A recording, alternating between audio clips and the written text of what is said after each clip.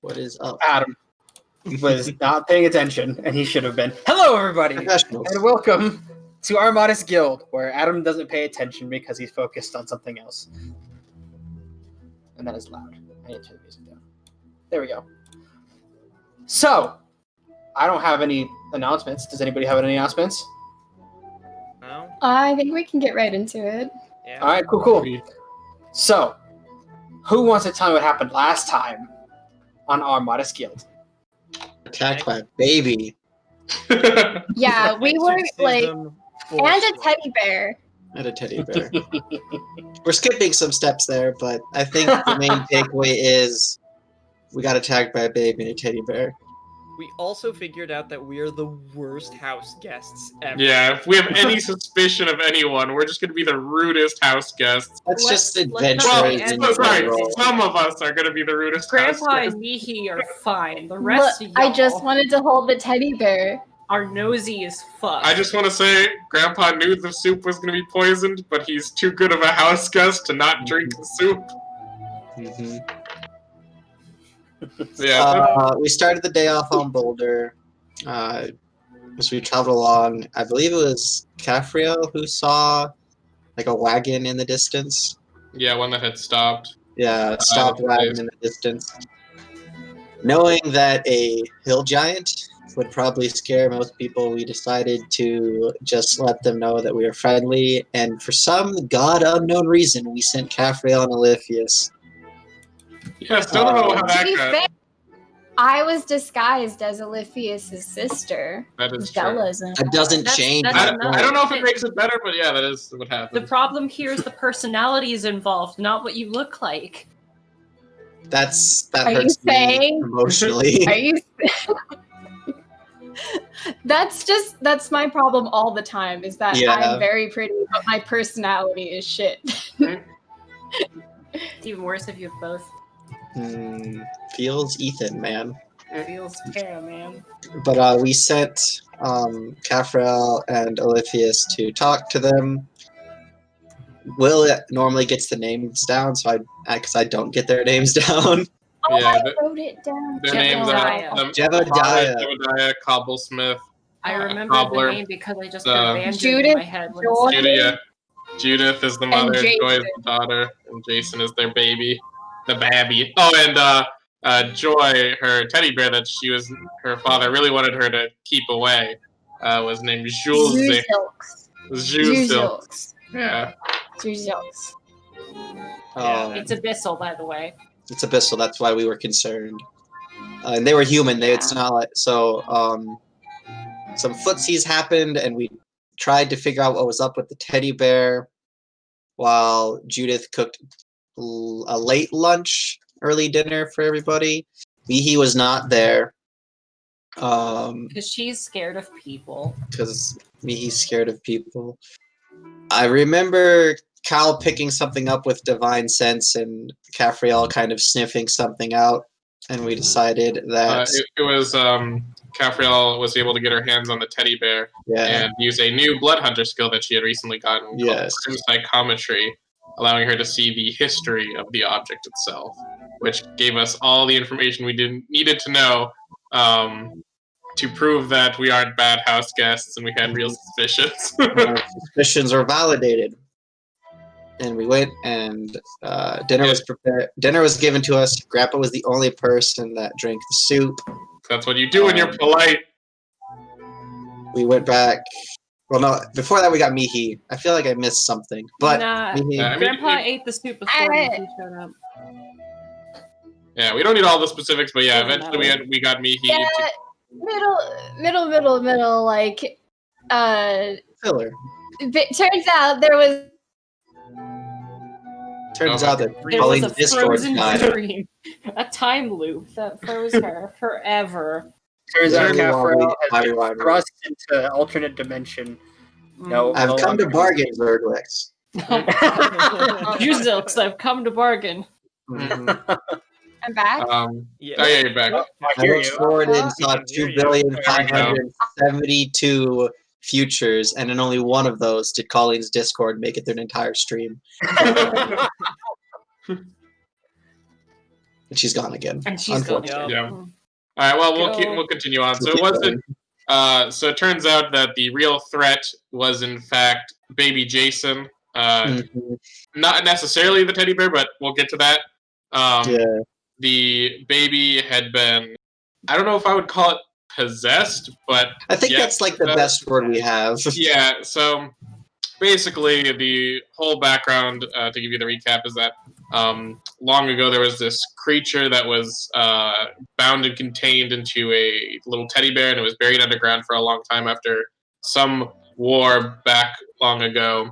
And a merchant eventually found the teddy bear, sold it to this family, and its I guess its essence kind of infused into the family. And when baby Jason was born, the spirit of this creature went from the teddy bear to the baby, and was basically forcing them to do no good, bad stuff, and basically controlling the family through power and fear. Cal was able to, Mihi was able to banish the spirit from the baby and catch said baby, sending the spirit back to the teddy bear, so we could fight it without having to harm a poor young little babby. Using a new spell to spell good and evil for the first time. Yeah. Thought No spell save with the required. word dispel in it just worked. Yeah, and you used Dispel Magic and it worked too. Yes, Didn't really matter, but It mattered because it was a moral victory. Yeah. The spell worked. That's the takeaway. But yeah, we were able to kill off the creature. I believe I banished it using banishment spell. Now that the creature had left the body of the baby, and but before it did go, it was able to lash out at the family as they were running away, killing young Joy. However, luckily with it banished, the danger gone, Cal was able to use one of, I believe, our only diamond to revive. Smite death. Yeah, he was able to smite death away and bring the soul of the child back into her body. First time we've done that, so. Yep. And then he brutally walked away. That's the most important part. I forgot about that. I brutally rode away on a horse. There's a difference. Oh, I'm sorry. That's I like got it wrong. That's like +6 to brood. It's like okay. I'm on a horse. Look at me. Now look away. Now look at me. Wait, you can't because I'm not here. Exactly. So that's where we left off. Was Cal not there on a horse, brooding, and the rest of us like, he's not here. All right. So, why do I always, I know where the peaceful fucking playlist is, and every time I'm like, oh, clearly it's somewhere over here. Anyway, so, after, you begin, as you guys walk away from the family, the cobblesmiths begin to start packing things up as well as you guys go back over to Boulder. You guys start getting settled over with him. After a little while, eventually, if both parties are suitably ready to go, Boulder lifts you guys back up into the air like normal. And as he begins to start taking steps away, the family waves their goodbyes to their saviors. And after a few steps, the fog envelops where they are, and you no longer see them. The only thing you see is the open road ahead of back. Getting some wind from somebody. Okay, it's gone. I'm just crazy. I heard it. I know where it was.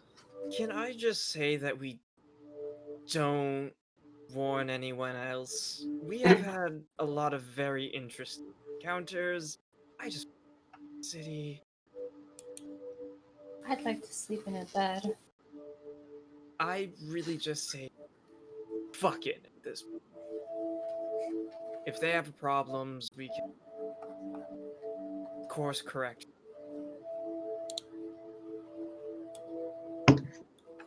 Or we could just stay out of everyone's way, make sure we don't even see anybody. Well, I think a lot of people will see us with the whole, Boulder, the giant that's carrying us. We are not stealthy. Anybody seen Cal? I don't know if the fog, if Boulder's gonna be able to see him and keep up with him. I guess I imagine he'll be able to follow us, no problem. I mean, is a horse going to be able to keep up with a hill giant? Yes. Are you sure? I'm not sure, actually. I'm not sure. If only we could ask some sort of omniscient being, like a dungeon master or something.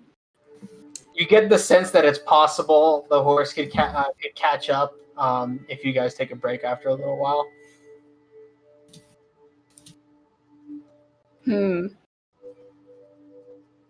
I get the feeling from some omniscient deity somewhere in the sky that if we rested, it could catch up to us. Well, as long as, Mihi, if you could have Boulder be very careful about where he steps, because Cal had a head start, and it would be tragic if Boulder's foot met a tiefling on a horse. Can do that. What do you know about omniscient being? Like the landlord whenever you're playing humans and homeowners? I don't understand that. Is that a reptilian game? Oh, you don't know humans and homeowners? It's a wonderful game. We have this shitposty conversation as we travel.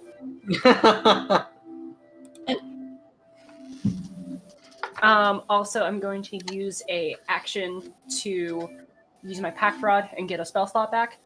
Yep. With which I will then use to cast tongues to talk to Boulder. Okay. How many times can you do the recover spell slot thing?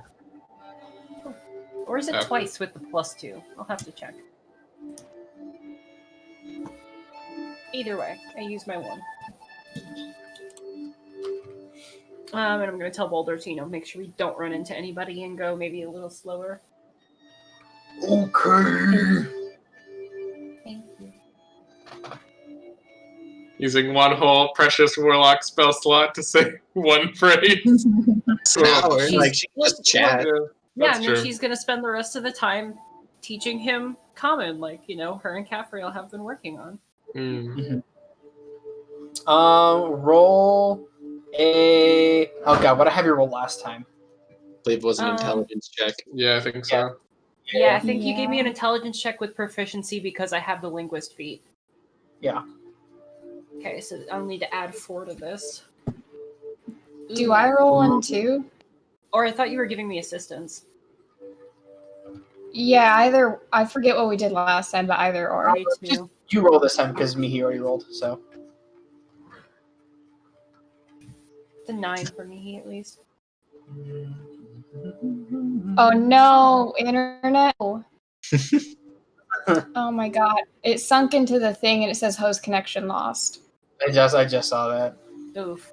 And also, even though Discord hasn't got, Twitch is going. It's buffering. Oh, it is? Yeah. Well, Should I just roll again? I mean, it seems to still be up. Twitch. No, I mean for me. My internet, for some reason, Cornwall's is usually fine, but mine is Not really? Oop. Clearly it's because the internet accounts don't like you. Oh, Yep. Pause on just to put on a great face. Yeah. Very apt. Someone screenshot that. Should I just go ahead and roll again for the sake We need to make just an album of disconnected Caffriel Grimsbane. I got a screenshot of it. What'd you say about me? Awesome. Oh man, there's the roll. I said you were going to roll really high. She did. She got I'm a 22. sure you did. I said we need to make an album of frozen Caffriel Grimsbane faces. Mm-hmm.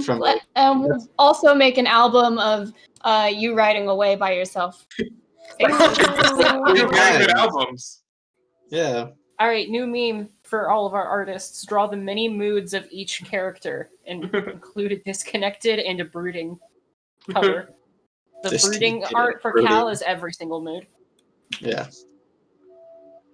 Okay, so Caffriel got a 22. Mihi got a 9. So with the help of Cafriel's cue cards and also kind of her pantomiming, it seems like Boulder is slowly beginning to learn Common a little more.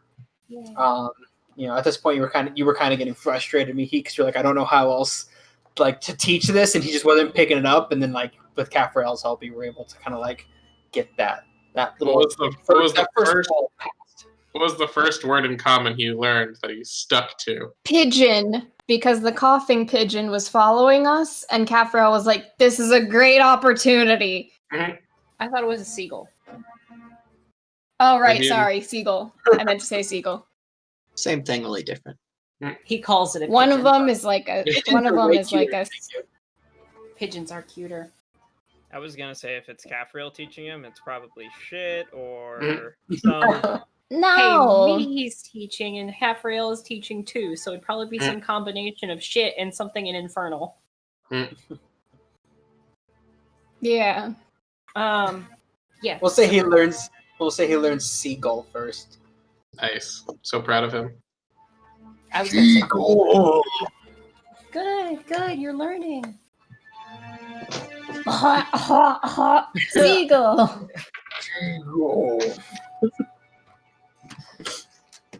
And After a little while, it begins to grow dark. Obviously you stopped in the middle of the day, so half day's journey. Eventually, it grows dark. You guys stop for the evening. At least I'm assuming so. Yeah. How far until we're at the town? Just one more day, or like? At the pace you're going, one more day. Okay. All right. Who wants to bet that we'll run into something strange tomorrow? I mean, with the last couple of days as anything, I'm worried that there's actually something going on at the town we're headed to. Everything, the closer we get, the stranger and stranger things come. We may run into something strange sooner if Cal returns to camp quickly. My guess is... Oh no, what if... Capro got it. Shit. What if Cal runs into the strange? He's by himself in the fog. Ooh, this sounds like a spooky story that Mihi would read. Cal, can you roll me a perception check? Gather around as I tell you the story about Cal Zarel, the lost paladin. Ooh! 14. Some people say that he still wanders these roads to this very day, brooding upon any who would dare traipse near him. Sighing deeply. As you are moving forward in this fog, you see something off in the distance. It seems to be moving a little bit. Just something moving in the distance. It seems quite small. Is that all I get with a 14? Something small moving in the distance? Yep, it is covered in fog, so it is really, really, really hard to see. Oh, am I seeing just like what could plausibly be like a lantern hanging off the side of a? Doesn't seem to be brighter or anything. Doesn't seem to give off light. It's just like a shape in the distance. Yeah, some sort of shape. Some very small shape in the distance. When did the fog arrive? He mentioned that. Yeah. Did it? Okay. Yeah.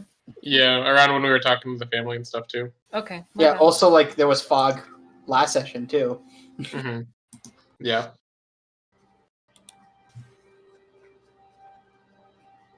Yeah, Is it like, would it be going out of my way to run into the shape? Not completely out of your way. It's not like it's, off to the side. It's like a little forward and like a little diagonal. He's doing a roaming watch again. I thought we banned him for going for walks. I'm riding a horse. It's not a walk. He's trotting. He's fighting with poles. Menacingly. Lord. I guess I will canter up to the shape. Okay. Sure. So you begin to canter up to the shape, and as you get closer and closer, you hear this weird noise, kind of like.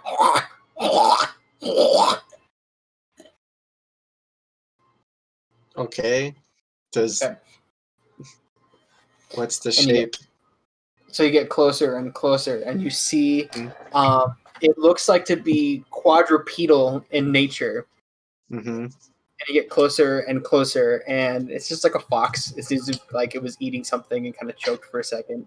And as when you get into sight, it looks at you and peels off. Okay, I continue on my way.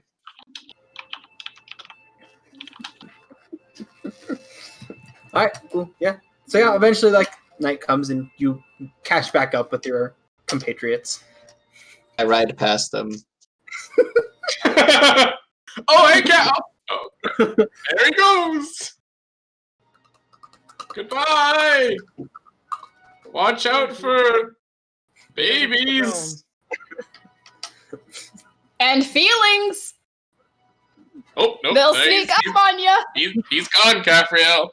He's I gone. sure wish someone was around to help with watch. It's not like we needed another set of eyes or anything. He's gone, Oh, Meanie. clearly. You're both talking to Fog. I know. I do it a lot. We have the dome. Well, I guess he doesn't get any of the tasty food I'm going to make. It's make been tasty, 1 for 2 so food. far in the rolls. Shut it, you. I have a saucepan. I can make anything recoverable. If it's that bad, I throw it in the saucepan and it's delicious. That's my cooking strategy. If I fail any roll when I taste it beforehand, I'm like, okay, we're gonna put this one in the saucepan. Mihi, this is just dirt. No, it's saucepan dirt. It's dirt right now. Give it 10 minutes and it'll be delicious. But yeah, I make dinner. And I will put up the cut. All right, sounds good. Does anybody feel like it's getting hard to deal with Cal's random disappearances? Makes it hard to feel like we're a team. Oh, I don't know. I've always felt like that. That's why I always run after him. So how long do we have to keep running after him before he just... Oh, he always comes back. He always comes It's usually back. because I drag him back because, Well, I run after him. That's a form of coming back. It's like reaching out a hand and expecting that your friend will always be there to grasp it, pull you back. It's like a trust fall, if you will. He always falls back into us. A trust brood. I mean, I feel like that's a little different, but because if what he wants is to be with us right now, then why is he running away from us? It feels a bit manipulative to me. Yeah. Well, everyone can want their own time to themselves. He Yes, did but stuff us all back into a child. I mean, that's would think pretty a nice. reasonable friend would say, hey guys, I need some time for myself. I'm just going to go right off here for a bit. Don't worry about me. I'll be in touch. But instead, he just kind of leaves. In Grandpa's defense, as he said, he did just spit in the face of death. I mean, he's ridden off for much less. The boy who rode off one too many times. You stop believing that they are riding off for meaningful things. I mean, who knows? Maybe he's trying to find a lake to talk to his god or something. I know. Very true. It just feels very emotionally taxing. I wish he would just tell us what's going on. I mean, I expect one day for all of us to go our separate ways. Really? Absolutely. Sometimes our goals are going to take us in different directions.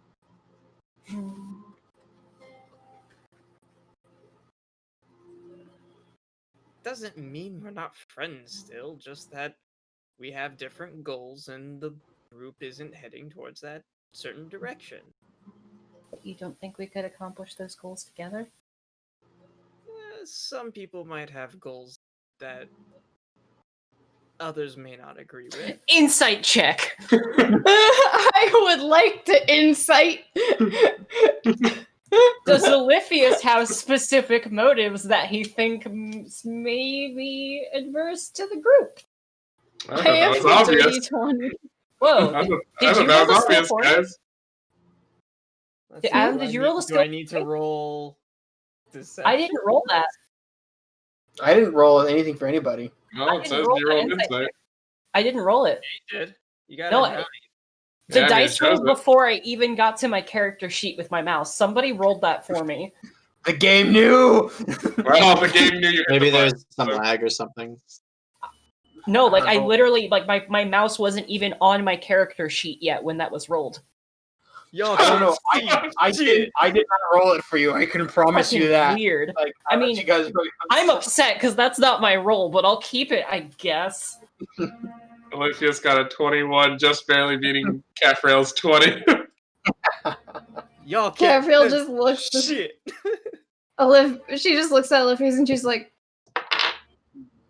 What do you think? I mean, what a silly hypothetical, but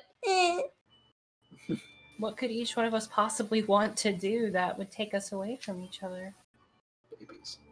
I imagine having children, maybe. What? What do you say? I mean, I wasn't going to bring that up. I thought you were going to want to, I don't know, somehow reform your country in some way. Oh, I mean... But if you want to go down the mammalian route... No. I've always been expected to, so that's where my mind went. What was your thing? Reforming the country? I mean, I'm gonna have to deal with that mess, assuming that, you know, my father isn't assassinated and the country isn't dissolved, or not country, Kingdom. No, not a kingdom. Township? No, not township. Castle? Lordship. Region. Barony.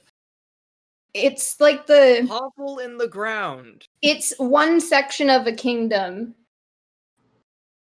That territory, yeah. Pretty sure that's what it's called. Well, I mean, I imagine we're gonna run into that. Province, yeah. Someone said it in chat. Province. Thanks, chat. We were willing to cross the ocean to help you with your mother. Are you saying that if Caffrail wanted Yeah, to I mean, I'll totally help you kill your mom. I am ride or die with you, Oliphius. Well, thank you. I just can't. There might be some other steps required before we get to that. One, I need a diamond of 1,000,000 gold. Ooh! What does that have to do with seeking out your mother? And because I think that we can get more out of killing my mother than just saving saving Vados. That's going to be another insight check for 500 there, Alex. I'm going to roll it myself this time. Confirmed, I actually rolled this one myself.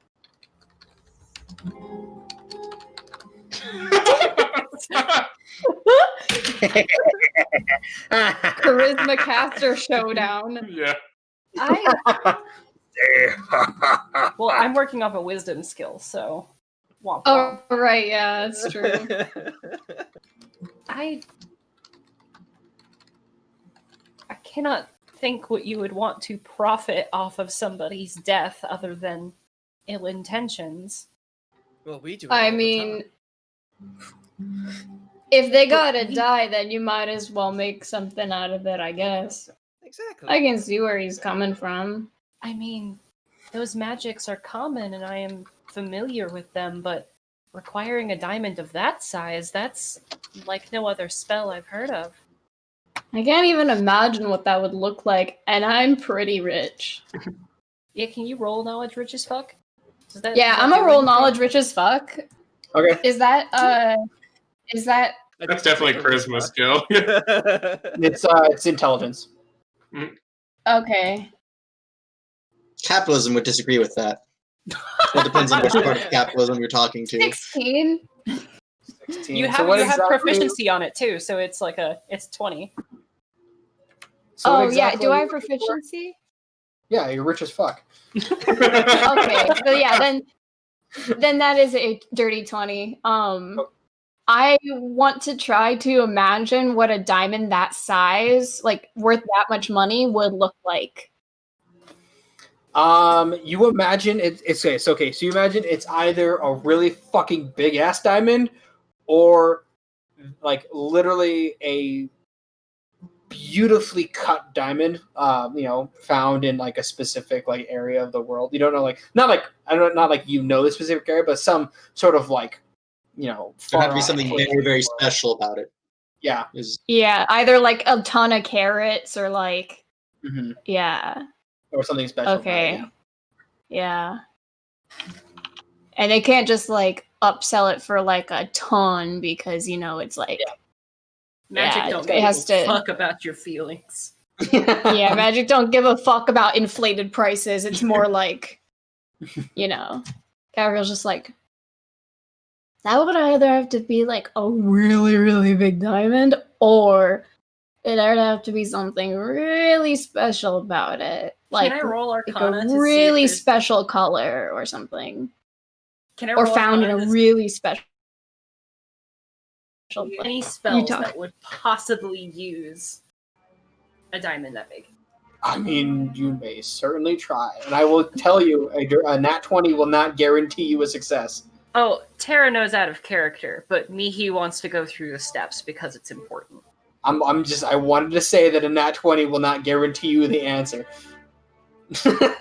I think that guarantees her the answer. That's a nat 20! Holy fuck! And I have a modifier of 11 for a total of 31. So there are a few spells that it could be. That involve both death and a diamond of that size. I mean, very powerful magic usually results in someone's death. Fair and reasonable. Volcano. You have heard stories. Volcano. You have heard stories of people in the past being able to cause a mountain to be split in half and then risen up into the sky to become a floating like city. That could require something along those lines, and also probably death, since it's very, very powerful magic. I'm talking like powerful magic enough where like it takes multiple people to cast this spell, and it's likely most of them will die casting this. Olivius, the kind of caliber of magic you're talking about is incredibly dangerous for the people involved just as much as the fuel. I'm aware. And it's a pipe dream. Killing your mother or the spell? The spell. Or opening your 6th casino. The first 5 fail. I'm sorry, what is a pipe dream? What does your dream have to do with pipes? Oh, just that it's probably something that will never come about. But I keep marching towards and hoping to one day achieve everything like just. Well, I hope you never have to cast a spell then. Just hoping. But I don't know. This seems more powerful than any form of magic I know of at the moment.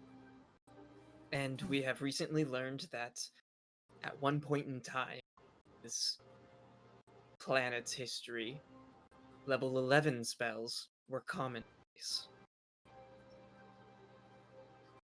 Oh yeah, that was a doozy.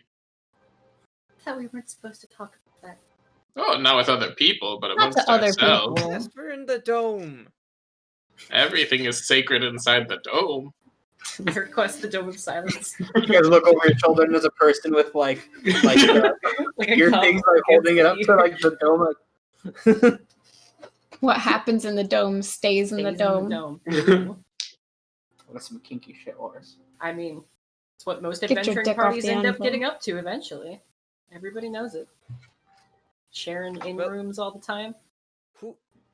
Who's gonna be taking first watch? I don't mind. Do we even want I'd to? like to take I first guess- watch, actually. If you don't We mind. have the dome. We could just sleep. Although I guess it is important that somebody watches for Cal. Oh, he's long gone. He is one with the fog. And I'm pretty sure since he wasn't here when Olivia's cast the spell, he can't get in anyway. How does that work? Can you mentally designate him as getting in? No, does people he have to be in it already. No. Yes, to be here. Really? I thought you could designate people. I don't think Nope. so. They have to be I'll there. check it, but I'm pretty sure they have to be in it to be able to come and go. They have to be around when it's cast. That happened. Yeah, Meta Pigeon says that happened in West Marches with Max. Oh, no. That is true. All other creatures and objects are barred from passing through it. Creatures and objects They within can the dome, leave, when it but is can cast, come move back. through it freely. Okay. Yep. That's fair.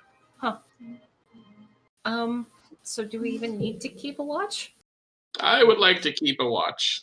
You literally have a spell that dispels magic. And there's a guy running around with 2 frost wolves that killed a hill giant.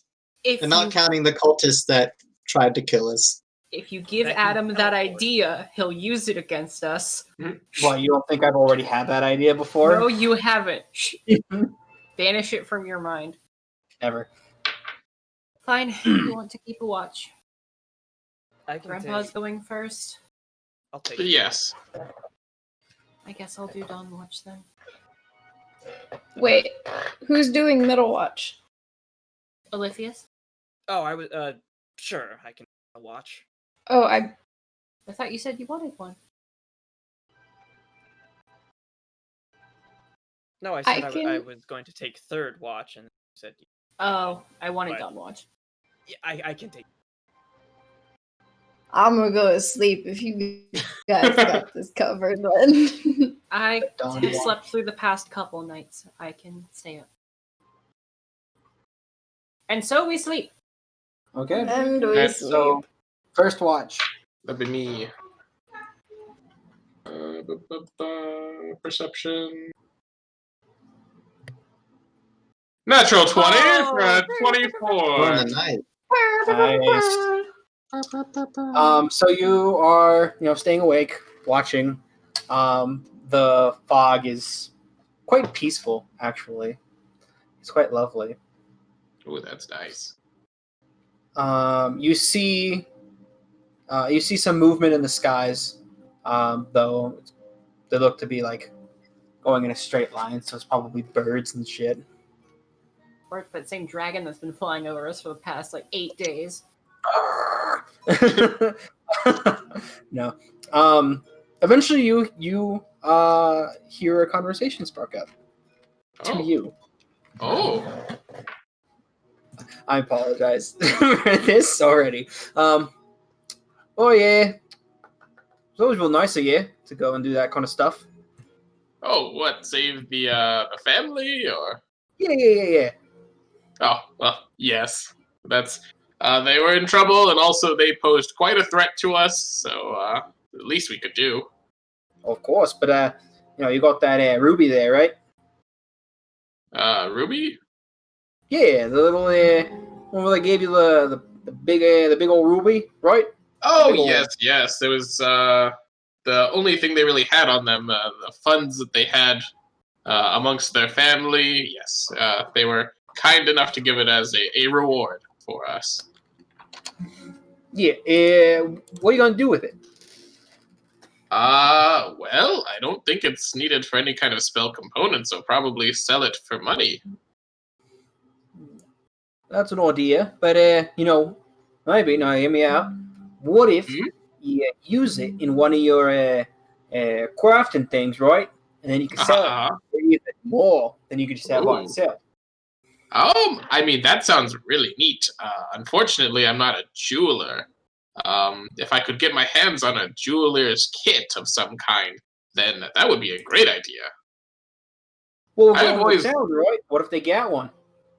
I'll keep an eye out. That's a wonderful idea. You are quite the business partner, if I might say so, Mr. Stone. We'll go to make sure that you're taken care of. Well, thank you. Actually, I was going to ask you a question tonight too. I don't know if you overheard the conversation my friends were having, but they mentioned a diamond worth 1,000,000 gold Have you ever heard of such a thing? You seem to be quite the fan of all that glitters, if I can say so. I have not heard of one, but if you get one, you should keep it. Oh, well. I mean, Aletheus says he needs it for some kind of crazy spell. Yeah. I'm sure his crazy old spell, right, is very important. But he might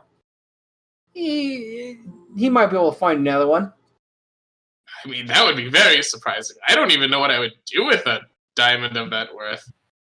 Well, like your friend here for real estate, right? If it's a real big one, you could definitely sell it. Obviously, if you were able to acquire it without having to pay for it, now it's a lot of gold right there. If it's small and something special about it, maybe you can do it in your craft and stuff, right? And then you can sell that thing for even more than million. What do we do with 1,000,000 gold Darkstone? That's like a lot of gold. That is a problem that we'll have to figure out later in the future. But for right now, it's the go. Okay. I'm just, I really enjoy that you care so much about making sure that we are well funded. I just don't know what we're going to do with it all. Honestly, I never really spent much money before joining this group. I mostly bought iron ingots, steel, tin, and that stuff's not very expensive. Yeah, but here's the thing, right? If you get your own place, you can sell stuff even more, and so then you can get better stuff and sell it for even more stuff. I could potentially buy mithril, you're right. And if you buy mithril, right, then you can make mithril, and then you can sell that stuff for even more, and then you'll be making bank, and you can retire early and just relax. Well, retire early, I'm actually quite old. I do appreciate that you think I'm quite a young turtle, but you flatter me too much, Mr. Darkstone. All right, then just retire then, all right? Yes, that sounds nice. Yeah. But I do like that idea of learning to be able to buy and craft with mithril. That's a good idea. Yeah, exactly. Like keep me around like you have been. We'll make you a rich turtle. Oh well, that sounds absolutely wonderful. All right. Now, about that ruby. Yes. What you gonna make with it if you can acquire this jeweler's kit? Out of character, how big is the ruby? Would you say? It's like that big. Okay. I think it would look quite nice as maybe a shield or something. The very center part of a shield. Yeah, but with a shield, it might get cut or damaged some, and then that's true. Maybe a circlet of some kind, look very pretty on the head of someone. I could have Kafriel or Mihi model it for us in town. Oh, I got it. All right. Hear me out. So, all right. What you do, right, is you make it like a circlet or like a crown or like a tiara or something, right? And then what you do is you find some sort of noble, right, who is kind of like down on his luck and wants to be in good graces with his lord, right? You sell it to him for an exorbitant price because he's desperate, and then he'll pay for it, and then he gives it to his lord. Problem solved. Everyone's happy. I mean, I don't know how I'm going to find a down on their luck noble, but I mean, that seems like a good plan. I don't usually go out and find my customers. Usually they just come to my stand. Well, here's the thing. Sometimes if you want to get good business relations, right, sometimes you got to go out and do stuff on your own.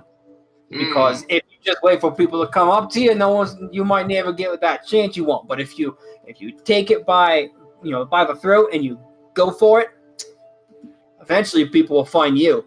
You know what? Actually, Kafriel really knows rich people and how to spot them in a crowd. I could always ask her if she can find nobles for me. That seems like a thing she would want to do anyway so that she can judge them, because that's kind of a thing she does too.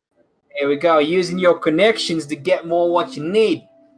You are just invaluable, Mr. Darkstar, and I'm so glad that I picked you from that temple deep underground. What a coincidence. And I'm glad you picked me up because now I can go experience the world, not sit inside of a dingy old place for another 1,000,000 years or so. I don't know. Oh, yes. I will happily bring you along and show you the rest of this world. Of course. And you guys are going to keep talking. Yeah. I'm not going to keep going. You guys keep talking and discussing these wonderful business plans. Cal. Yeah. After riding past and it getting dark, kind of just sitting there with your thoughts. Mm-hmm. Eventually you notice the fog beginning to get denser around you.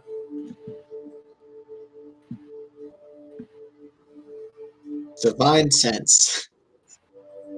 Doing divine sense, you can sense a growing sense of consecration.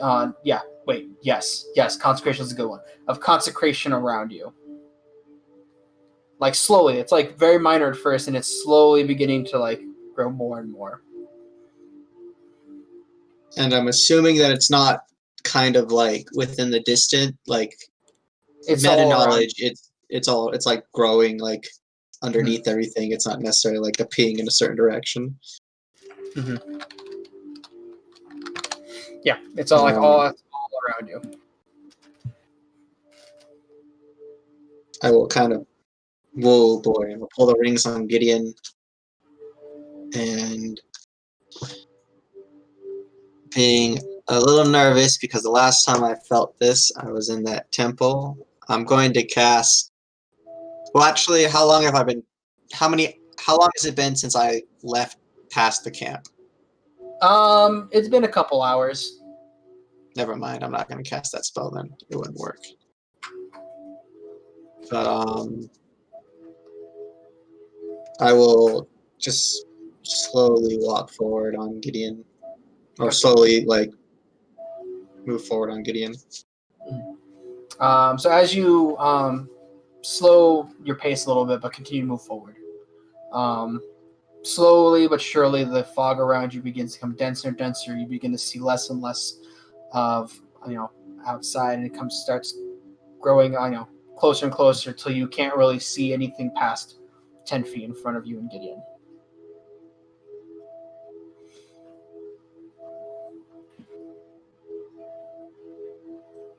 Being nervous that there might be something ahead that would like hurt Gideon, I will step off and lead him by the reins. So he does. Well, I don't have reins because I didn't have time. I didn't have time to put the saddle and tackle on him. So I will just step off and keep a hand on his shoulder and move forward. Actually, I'll turn around and start heading back towards camp. Okay. As you begin to turn around, there is suddenly someone behind you. They appear to be in forest green robes. The only thing you can see is their face from here down. They appear to have freckles and red hair going down inside their robes.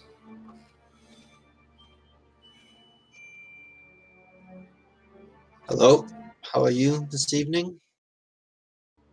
I'm doing well. And yourself? Tired. It appears so. What brings you all the way out here?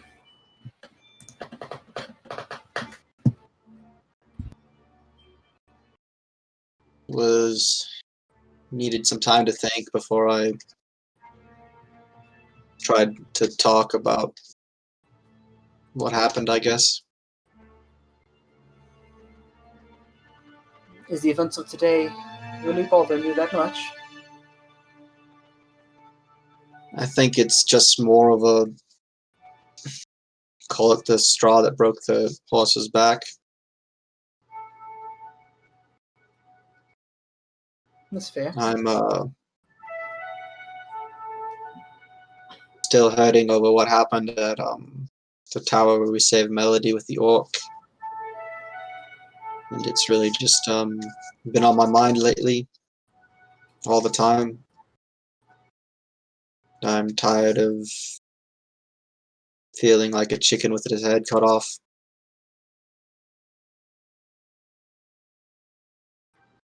I thought he was gonna grab his little girl, but he didn't. He just ran off.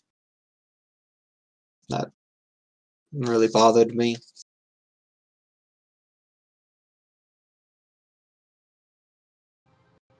But I guess I can't hold my friends to the same standard I hold myself, and I shouldn't hold strangers to the same standard that I hold myself. So here I am.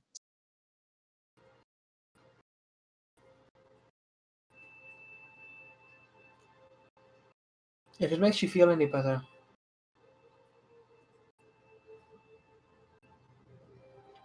I believe everyone feels like chickens with their head cut off. Even people you think have it altogether. You're the one that told me to be a sword and a shield, milady. People need something to... They need people that they think that have it together. They need people that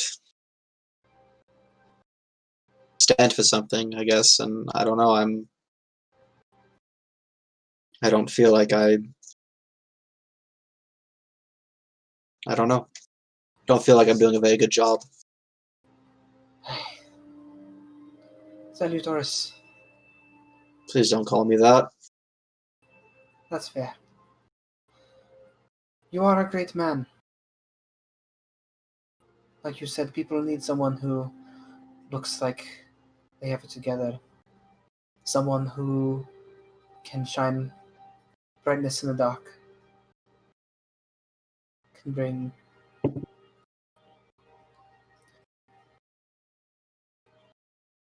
what people need.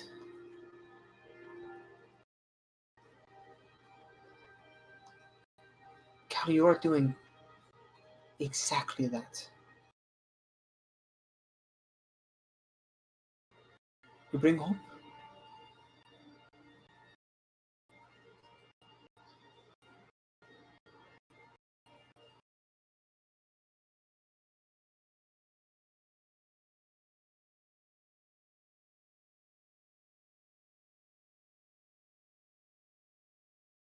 I'm just trying my best, I guess.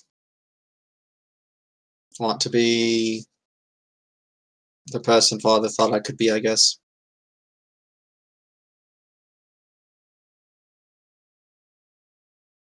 I'm sure your father would be very proud of you.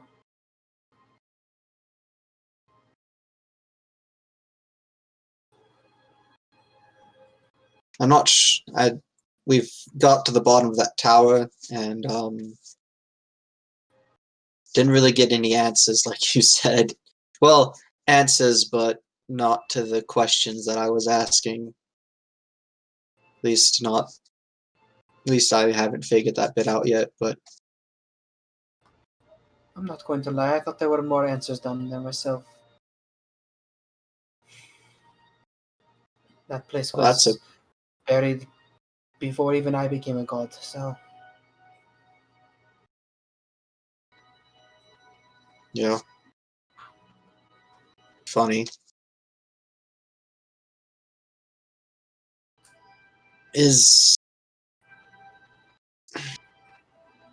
What do I do now?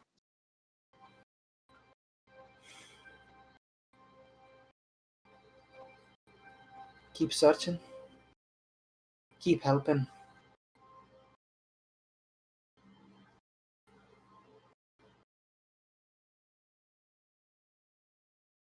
You've gotten lost, Cal. Now you need to find your way back. I'll see what I can do. I believe in you. Salutoris Calzrel doesn't fail things very often. And I will throw my foot back over the horse, like swinging onto it, and ride back towards camp. Okay. So you begin to ride back, and as you pass, your goddess looks up at you, locks eyes, and you can see that she means what she meant. And then off you go, and you look back one last time, and she's gone. The fog begins to clear more and more, to the point where it was like it was when you first left your group.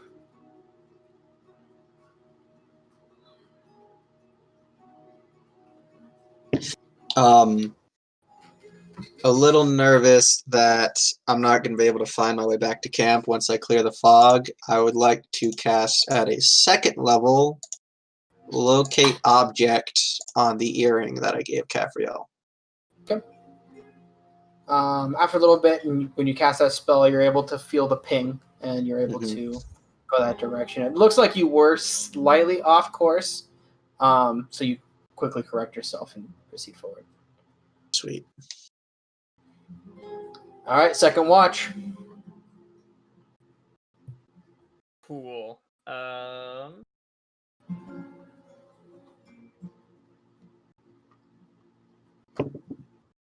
Perception. 13. Okay. So yeah, eventually you wake up, tell Grandpa he can go to sleep, and you begin to watch. After a little while, you see some movement off in the distance grow closer and closer, at a decent pace. Okay. How large is this movie? It appears to be decently large. All right. Eliphas will wait for whatever it is to get closer before making an assessment. After you wait for again like 20 minutes, eventually you see it becomes clearer, and you see it's Cal riding Gideon. He will go up to the wall of the dome and wave, I guess. What did you make the dome transparent? Yeah. Okay. Right. Cal, if you're wanting to get in, I have to dispel this. That's fine. Don't wake everybody on my account. I'll just sleep in the wagon. Think it should wake them up.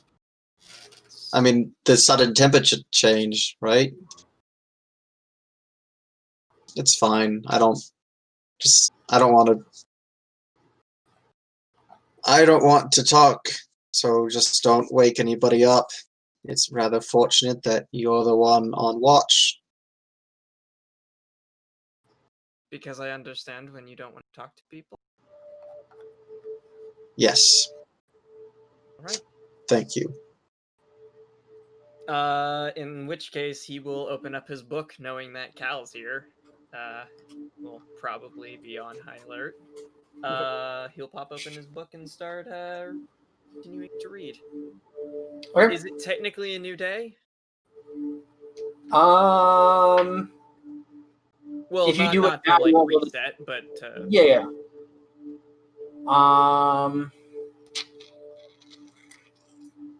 I mean, it's about midnight. Okay, cool.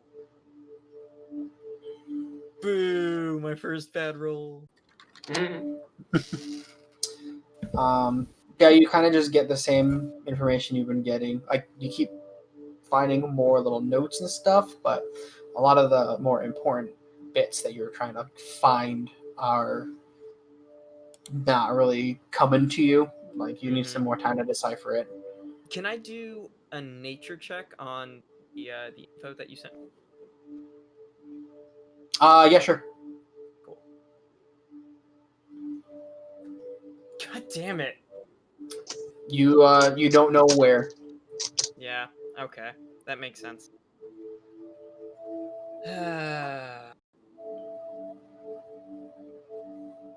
Well, once he finds that he's just going in a loop, he'll snap it closed and I guess change research over to working on his next enchanted weapon project. Okay. If that requires a roll or anything like that, but if not, that's you can start prepping it. Okay. Also, Arcana check or? Not yet. I don't think it would require one quite yet. Yeah, then he'll just start working on that. Okay. All right. Third watch. Do you see anything, Olivia's? Just a valiant shield and sword to defend us. He's sleeping in the wagon.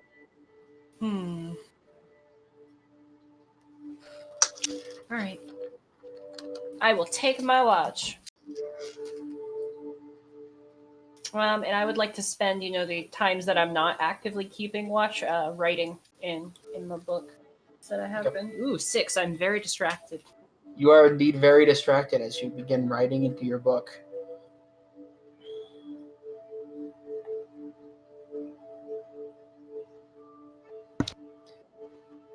She rolled a 6 on her perception chat. Yeah. Do I see anything other than my book? No, you are kind of more engrossed in your book, and everyone's like, "Oh, right," and you like to look up, you're like, "Okay, it's fine," and you go back. After a little while, you hear a voice in your head. Me. Oh, hi, Grim. How are you feeling? I don't know. Kind of good. I mean, we saved that baby, didn't we? We did. That was good. It felt really good. I think it was the first time that I really have felt like a hero. What's more heroic than charging into danger and saving a completely innocent life from the jaws of death? I'm very happy and proud. Thanks. I mean, I couldn't do it without you. Literally. Oh, you would have tried. Of course I would have, but you allowed me to succeed. We do it together. This is our power. Yes. I know I say this often, me, but I'm glad we have each other. You have no idea how true that is. You're my first real friend, and I consider myself friends with everybody else in the group, but sometimes I feel like you're the only one that I actually understand. Everyone else seems so complicated, but you and me, we just get each other. I mean, you know how to read me. Was that a joke? You haven't made a joke, I think since we left home. I've been feeling good lately. Good. That's really good to hear. Thanks for being with me. Thanks for being with me too, me. She'll, put him on her lap, stroke the cover, like a cat, but a book. Like a cat. Like a cat. All right. So the rest of your watch goes uneventful as you're, talking to Grim, writing in your book. Every once in a while, remembering to go, oh fuck yeah. Right, looking around.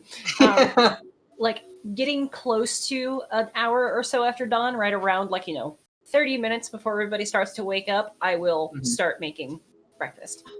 Okay. And let the bacon fog awake them. Bacon fog. Food. Yes, food. Rise and shine. Give me food. Hey, is that Cal out there? Yeah, I think Olivia said he came back during his watch. Oh, surprising. A little. But in some ways not. But she'll, hand you a plate full of, travel meat and bread, like a hard hunk of bread roll, but made up as best she can.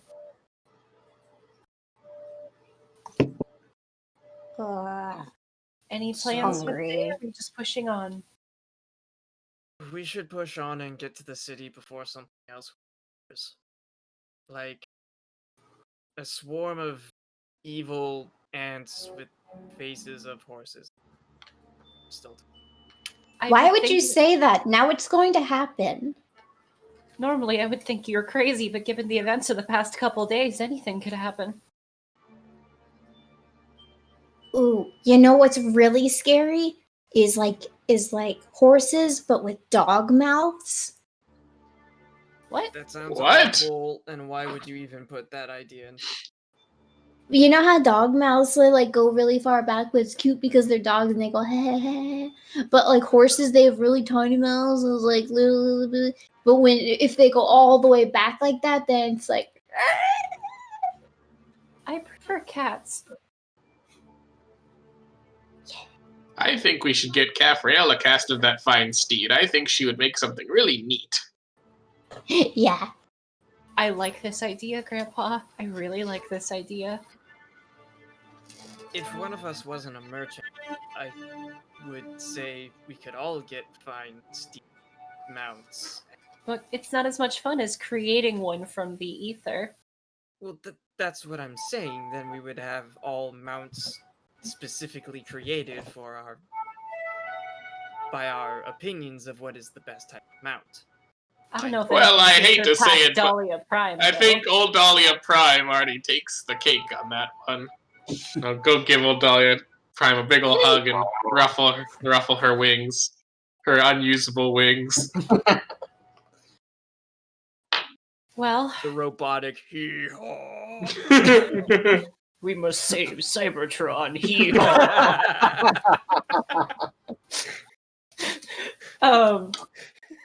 Because we're trying to push it, should we just leave early? We should. We pack up and we get our boulder and we leave quickly. Before we leave, exactly. I mean, he's just gonna walk past Cal, stop. He's asleep. Cal, we're leaving. He's asleep in the wagon. Thank you for that. What? Everyone else is breaking down camp, packing up stuff, being helpful. Caffrey's like this in the middle of camp. Well, I did not need to see that. Yeah. Now imagine if the mane was tentacles. Anyway, let's go. Nikki looks like she's gonna wake up Cal for a second and then just decides better of it and leaves. And then we pick everything up and we leave. Okay. And we continue common lessons. Are we leaving him? He's asleep in the wagon. He's in the carriage. It's the middle of winter. I did not sleep outside. Okay. Where's your horse? Are we taking the horse? Gideon I mean, can Boulder keep up. Boulder carries everything. Yeah, and he's like... He'll just put him in the pocket. Yeah, I'll put him in the pocket with the other pocket horse. And Gideon's like super fey magic, so he'll be fine. Yeah. Unless Boulder throws a rock at him. By the way, the day is clear, the fog is gone, and it is a crisp 26 degrees Fahrenheit. Oh. I was like, wow, 26, that's so hot. Oh, Fahrenheit. Great. Already switching to Celsius. I know! I've been working in Celsius for so long now. Anyway, we go. And do you want us to roll for common lessons, or...? Sure. Alright, I'll give you advantage. I didn't roll that either! What the fuck? Oh, wow. It really wants me to have a 19. So plus my proficiency, that's 26. All right. Is someone just trolling you or something? I don't know. It's not. No one else can control your character, and I promise you, it is not me. Huh. Did you throw that, or? No. I'm gonna see if just like clicking on that box does anything. No, I'm clicking on the box. It doesn't do anything. Oh, now it did. Yeah, it does. Yeah, if you click on the box, it rolls it. Seems like it sporadically does it. Because, like, I'm clicking on it right now. Nothing. Are you clicking on, like, where the little D20 is? Because if you click that, I think it just rolls it. No, I was clicking on, like, the rest of the box, but whatever. Doesn't matter. So, yeah, 26. Okay. Cool. Cool.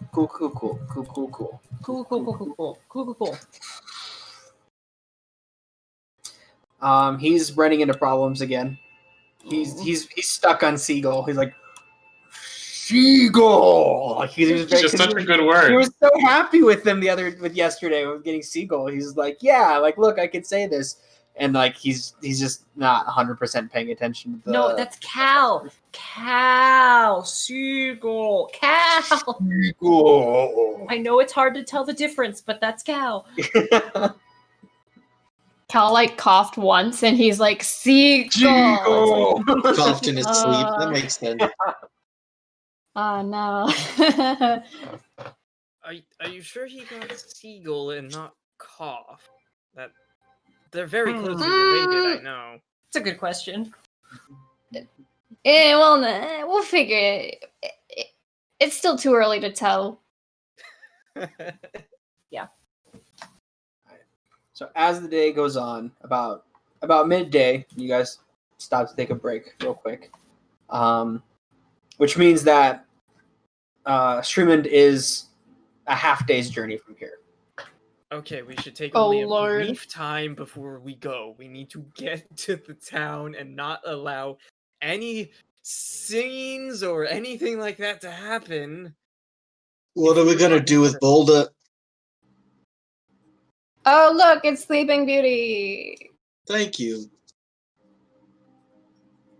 You look very nice yourself. We should probably leave him. He's not going to want to be left behind. I think Mihi told him he can be with us forever. And he's a hill giant, so... I didn't say forever. I told him that we would be parting ways, but he's our friend, and he can stay with us. I think just keeping him on the outside. You guys can go into town. I can stay behind. Send him over to Base Mount. Well, I mean... But we also need to send my mother. Yeah, well, I mean, he was okay and he understood when we had to go into the dungeon, so I'm sure that if we, park him like you park a wagon. There's more people closer to Srimond, and they're not going to react kindly to a hill giant. Park him far enough away. Like, you know how sometimes when you pull up to the market, how you have to park your wagon a bit further away if it's a big wagon? My father did that on purpose so people wouldn't scratch the wagon. I personally hate parallel parking my carriage in those kinds of towns. There's just never enough space. The maid would do that. I know. She said that it would so we would get exercise. Yes. Of course, it's scary. Yes, I was also told that too. Wait, is Srimond though? Srimond is the one by Mihi's. I want to make sure that I'm not mixed. Okay. Why don't we just go drop him off at Mihi's mother's house, say hi to Mihi's mother, and see if she needs anything from town, and then just go into town. With a babysitter. Yes, that's a good idea. If we're going to my mother's, I'll stay with her too, and I can take care of Boulder. I mean, also you got to remember, like, the outskirts of town doesn't mean miles away. Like, people will probably still see Boulder. No, I mean, she's pretty. Oh, I thought she lived like miles outside of town. No, she lives pretty far out of town. Last we talked at him, because it was to make sure people didn't get suspicious of her or anything. Well, regardless if she's close or far, then from the sounds of it, Mihi's mother is a very eclectic woman, and so a caster. Everyone will see that and be like, "Oh, it's just her being her again." I wish that was how they treated us, but I'm not sure. I don't know if she's even met any locals. Have you guys heard of a thing called, like, the guard crawl, where you lie down on your stomach and then you crawl on your arms and knees? No. What if... Well, the guard does that, like, in their training, No. No. She's still like the military crawl, and she's trying to be. What if bolder the closer we got just did the army crawl or the guard crawl. Overthinking it. He's a hill giant. We are overthinking it. Let's just go to my mother's house. I'm sure everything will be fine. Counterpoint, I can polymorph him. But that only lasts an hour. Oh, wouldn't that be comical? I mean, we were planning on doing that when we put him through the portal. Yeah, well, I mean, if we were traveling through town and then the portal, we're not walking into town. Like, that's why we do not walk into town. Ignoring the fact that we still have go problems. Immediately to my mother's house. I'm on board with that plan. Let's go to Mihi's mom's house. She should be far enough out of town. Hopefully, fingers crossed. Most likely. If we piss off some guards, we'll kill them. We can't just kill random people, Oliphius. We're trying to. Only if they kidnap you can you kill guards freely and with reckless abandon and then take their belts.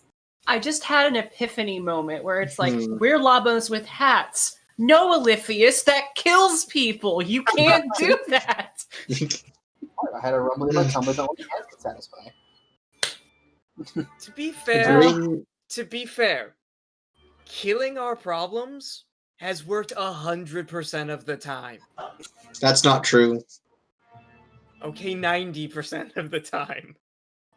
I mean, we have not yet faced the consequences of killing our problem. Actually, no. For my father, it caused a whole war. So you know what? Killing your problems could lead to kingdom conflict and turn a cold potato war into a hot potato war. So I do not suggest it for everything. Let us talk about this as we travel to lessen our chances of running into anything unfortunate. Yes, I totally agree with you, Mihi. Stares intently at the GM. Let us leave. As you begin to pack back up, you notice a small green person with a giant green helmet come up behind you. Go, what's up, dum-dums? Fuck you. See, Alex got it. Alex got it. Yay! Yes, people understood my joke. Okay. The Great Gazoo? No? Yep. Yeah, the Great Gazoo. Anyway, so you guys pack up after from having a wonderful lunch, and Boulder picks you guys up, and you begin to make your way to Srimond.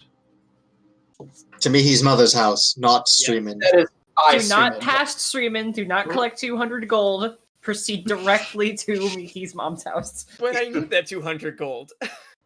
How else is he going to buy Park Place? Too bad.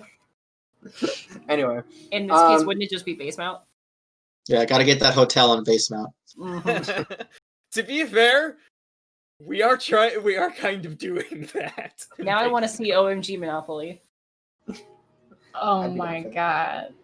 Anyway. All right. So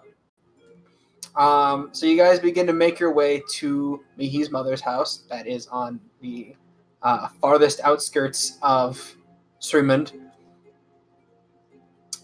guys are making your way there. And eventually you guys see people coming close to you as you guys start getting decently close to where Mihi's mother's house is. They seem to be on horseback and have armor. I vote. I can go. No. I am so charismatic. No. I am. I can enchant them. Please let me talk to them. Please. Oh, you're so good with authority. I cannot believe I'm saying this, but yes, Cal, I will go with you as the two of us talk to them. Oh, let me do it. I can. And she disguises herself into Mihi's sister. I can do it. Or You Grandpa, don't want to talk to poor people. Do you want to go with Cal, Grandpa? The other rational person in this group when it comes to talking to strangers? I do money to poor people. I'm sure I can, but I think Caffreyal has one of those disguises for each of us now that I've seen a Mihi sister. I think it was just Oliphius and Mihi. Speaking of, can you never do if there was a turtle doll maker, I would have one for Grandpa, too. Actually, no, I do have one for Grandpa. Hold on. So, okay, Cal and Grandpa, then. Sure. Agreed. Sounds fine to me. Oh no, he's so bad with authority. Mihi, can you tell Boulder to let us down? Yes, Boulder, please. But I do have one So for there's Grandpa. Boulder, there's some people coming and we don't know how they will react to us. So just like last time, we're gonna send people out ahead and we're gonna hang out here looking as non-threatening as possible until we're ready to go. Okay. Well, if they're as nice as you are, Mihi, then I'm pretty sure that it'll be okay. Aw, Boulder, I'm sure they're just as nice as I am. Smash cut to the guards. What the fuck are you doing? Yeah, that's more than likely it. So you guys stop, and Boulder, puts down both Cal and Grandpa. And as he puts you down, eventually these people rush up to you. They appear to be in like average-looking clothing, well-worn tunics, pants, and boots.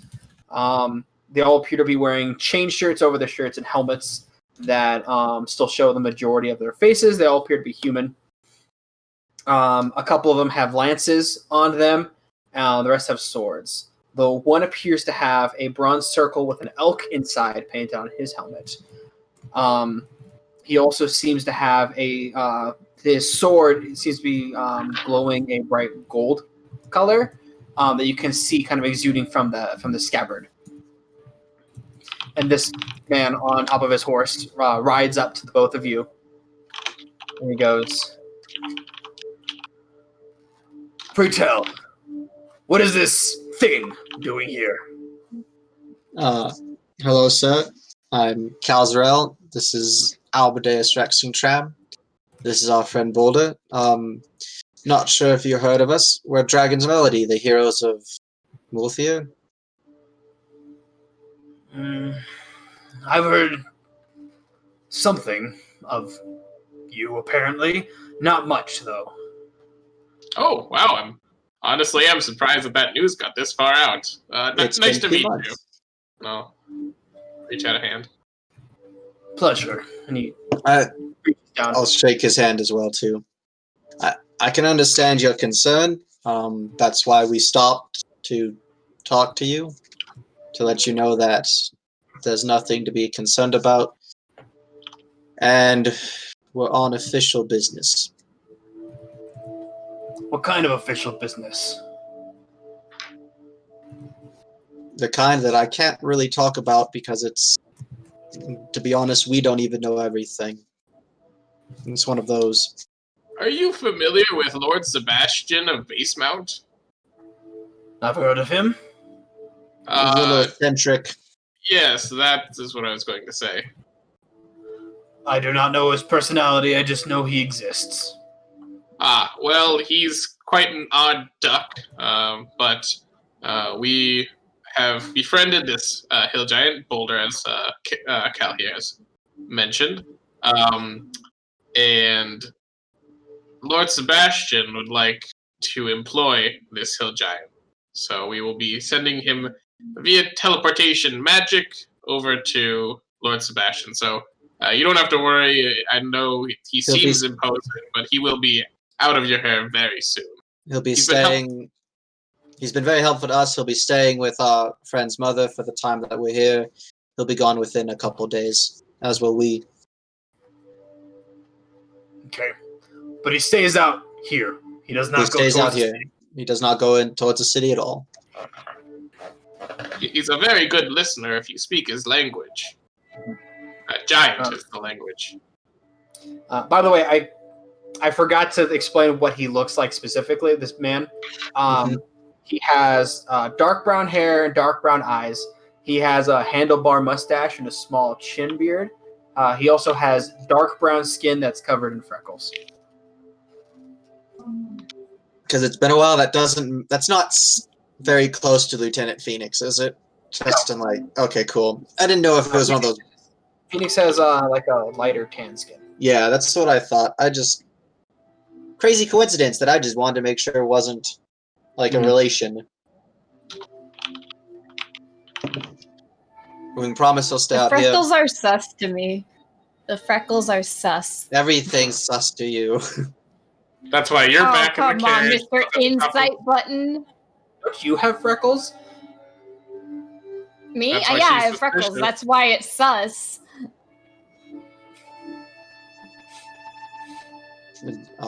Sorry for the disturbance we caused, but Yes, we were trying to give a wide berth of the town because we knew that his presence would most likely, incur your attention.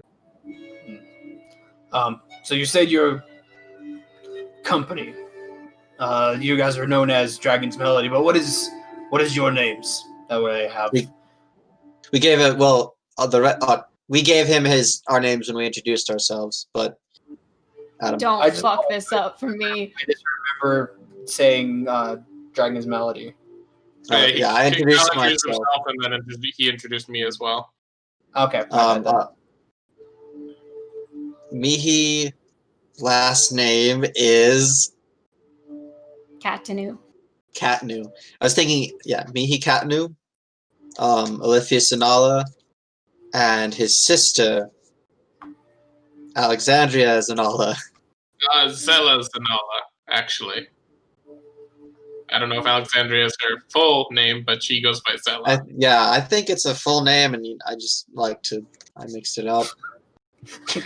I just like Colleen's face of like, you motherfucker. Like, I've been doing good. You've been doing good. I've just avoided saying your aliases' names. Alright. My name is Jorgus Horncrown. If you need me, I'm the head of the militia here in Srimond.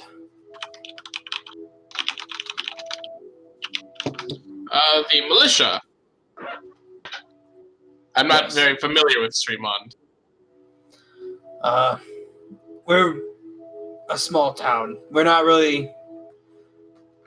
don't get a ton of visitors, but enough where we feel like we should be policing ourselves. Make sure that nothing bad happens out here. You know, a lot of giants are around. He looks up. Yep. Well, that's understandable.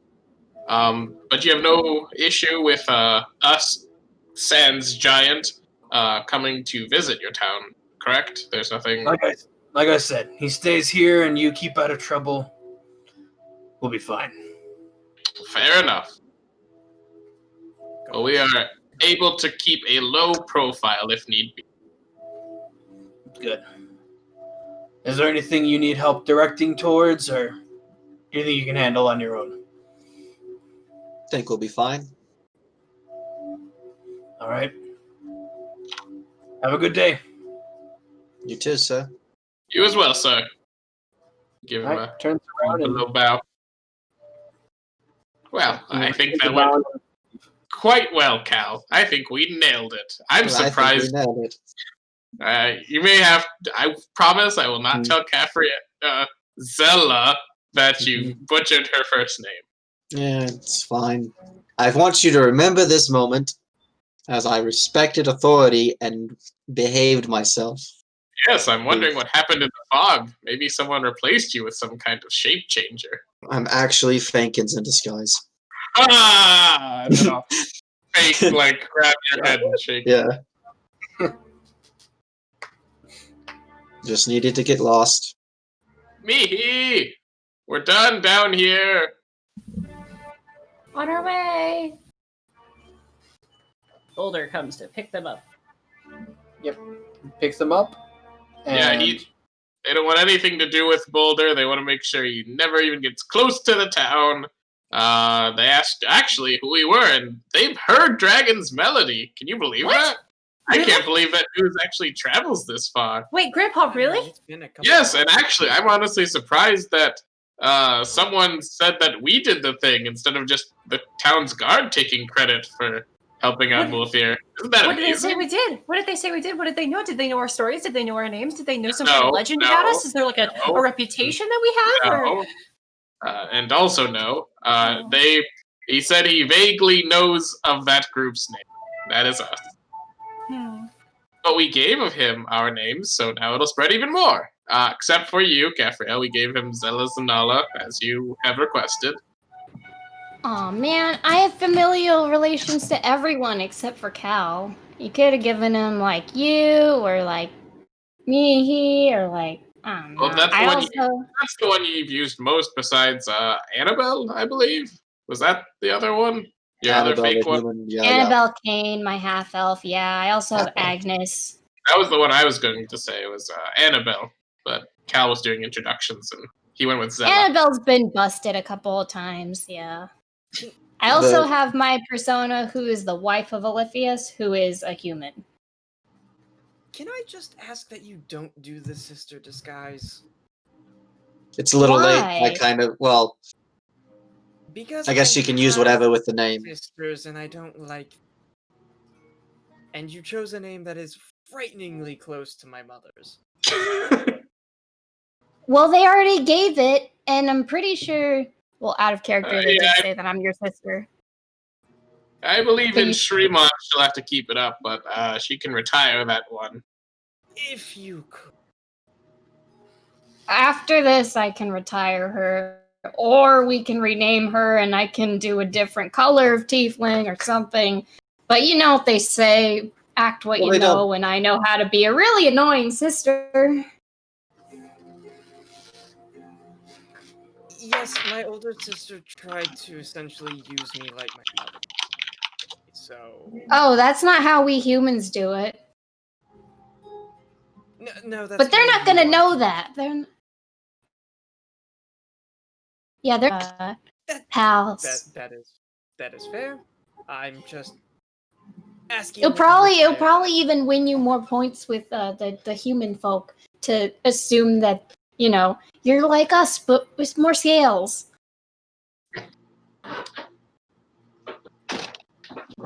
She disguises self into Zella.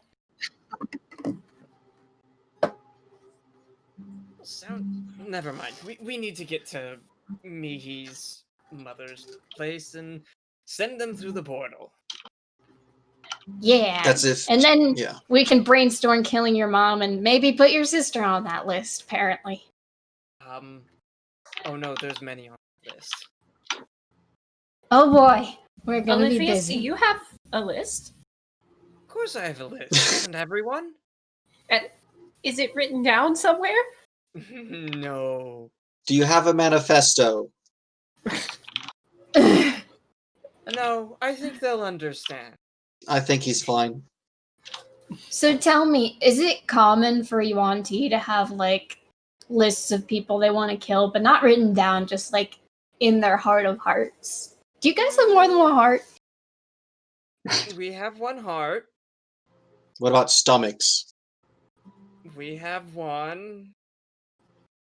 You never know. These are good questions. So I need to know to get in character. Yes, you and T are very vindictive towards one another, but we have kind of a structure to it. At least in Vados, you can't kill someone in power if the majority of the public want them in power. We call it the shield of the many-handed, or the many-handed shield. So how does that work? Like, if you're like, do you state a public intention to kill this person and then they vote on it? No. It's more if more than 50% of the public enjoy or are positively. How do you measure that? That's what the Census Bureau is for. The UNT do a weekly census that is basically a popularity report of these motherfuckers. Only amongst the UNT, because that's all that matters. If we ever run into any other UNT, we're gonna say that we grew up here. How many races live in Vados? Is it a one-race society, or do you just consider everybody else lower-class citizens? The UNT rules only apply to the UNT officials. Oh. Huh. So getting elected is just like a popularity contest, but with death? No, more... Social suicide has way more meaning now than... No. I mean, to be fair, if it was like that here, you'd think a lot more about what policies you enacted. if you don't have the public's approval, majority of the public's approval, then you are not defended by the public. Thus, people can act against you. If you're defended by the public, then you cannot be acted against, because if the public approves of you, that means that you're doing something right. I'm not sure. This is a lot, and I need to. All I'm getting is that y'all are cold-blooded, but yes, we are. Okay, that's not fair. I made that joke and it fell flat. It's all about timing. Timing and delivery. Yeah, Grandpa. You guys hear a loud roar as you look up into the sky as a giant Tarrasque comes flying from. I accept my fate. Tarrasque, take the wheel. Eats both Cal and Capriel, and then flies back up in a Superman pose. Regardless of Vado's politics, speaking of, there are turtles, there are dragonborn, there are lizard folk, there are Yuan-Ti.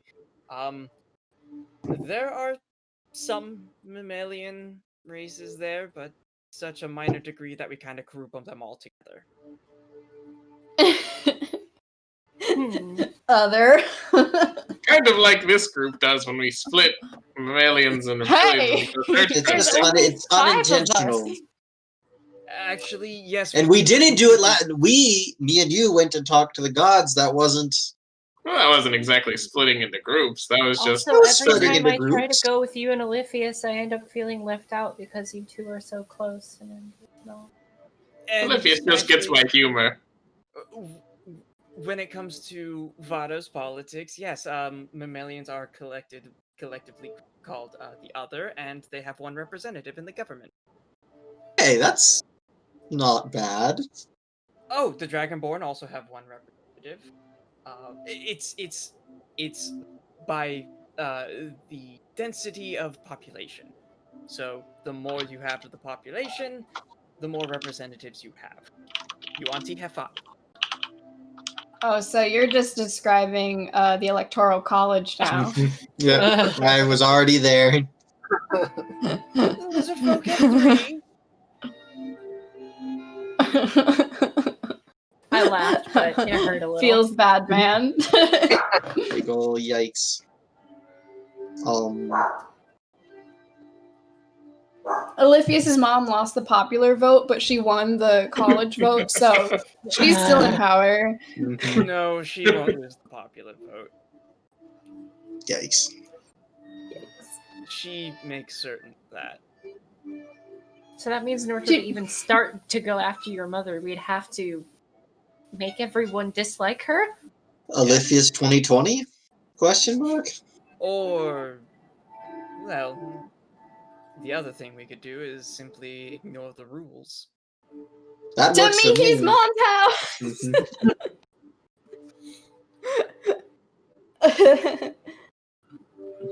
So as you guys start now. making your way to Mihi's mother's house, in one of the other houses in the outskirts, maybe like a good little bit away from Mihi's house, you see what looks like to be a group of people going in and out of a house, carrying tools and supplies of some sort. You also see 2 men standing right next to a wagon that these supplies and tools are coming from, with a table, and one man looks like he's got sturdy clothing on, like definitely working clothes, and the other man appears to be hold on, I have it written down. Where was it? The other man appears to be he appears to be wearing a black tailcoat with a light blue inlay, and under the coat appears to be a dark blue waistcoat with silver floral patterns decorating it. He appears to be balding with white hair along the sides of his head and a long white beard. But they're not at Mihi's mom's house. They're like a house a little bit away. So can just continue forward, or do we want to? So you guys continue. I think it may be prudent to draw less attention. Maybe if we try polymorphing Boulder now and then going into Mom's house. I only have an hour. It's something. I don't know. I'm getting nervous. You know, Mihi, when you said that your mom lived far away from town, I guess I pictured in my head that she lived far away from anyone. But there seems to be a few scatterings That's of what houses. Tara thought too. Apparently not. I guess there are other outcasts, so maybe she has friends here. I don't know. I mean, I told her to lay low. I mean, you guys remember how I was when we met. Those two seem friendly. I wonder if they're her friends. They look like craftsmen to me. Do either of them look familiar to me? He's on like full paranoid mode. Do either of them look familiar? I don't believe any of them would look familiar to me. Okay, good.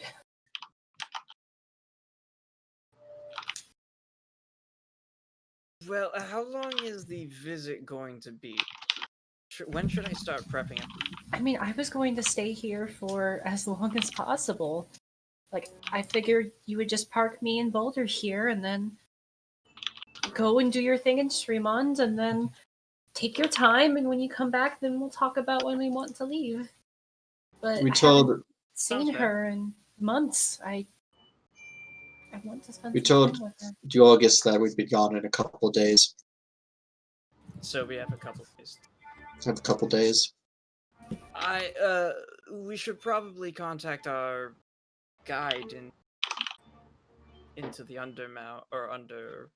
Wait. Underdark. Never mind. Yeah, we should. Have him start heading towards where he's gonna meet us. Well, I would love to do that, but I don't have that spell prepared. We can let him know tomorrow. We can tell Sebastian to let him know through the diplomat's pouch. Something I thought of that I don't think we've done yet. We should contact Eonora and see if she's noticed anything magically strange going back base mount. Don't you have the masks that she gave you guys? We have the stone. Yeah, just if you want to. Okay, you can do that. I think I'm gonna go see my mom.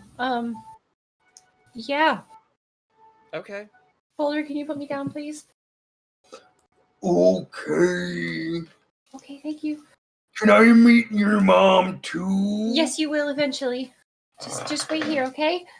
Do you need someone to go with you, Mihi? Sure, you can come if you want. I think I'm just gonna go, and she basically is like looking at you as she starts to run. Runs after Mihi. Cal will follow, but just not running. Grandpa, do you want to go to the town?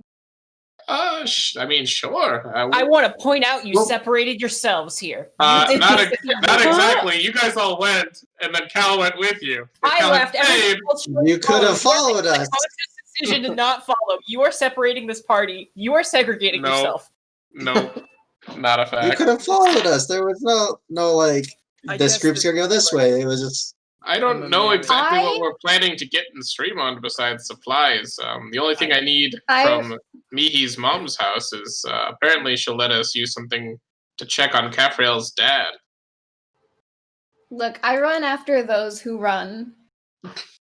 So. That checks out. A way to get away from Kafrael. Walk. I ran after you when you ran away, Livius, remember? You're not there right now since you away.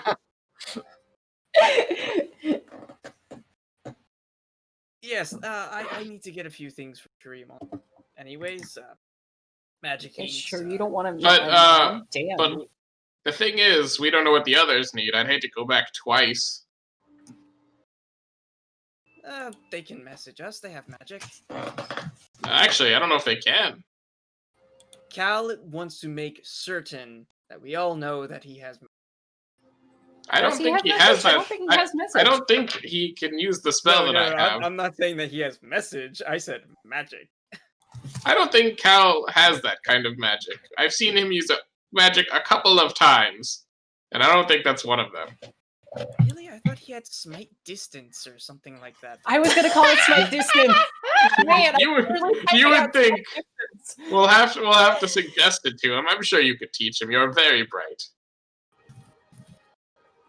Fine, we can go follow.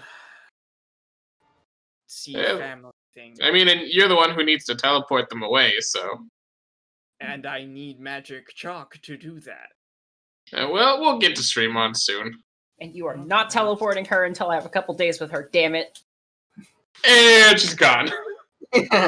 Okay, bye.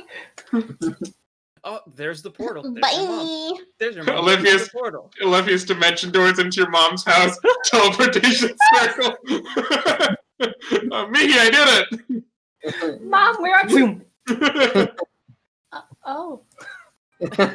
So we go to Mihi's mom's house. Yeah, Mihi is full on running, like, you know, like a 6-year-old girl, arms flailing, you know. She's excited.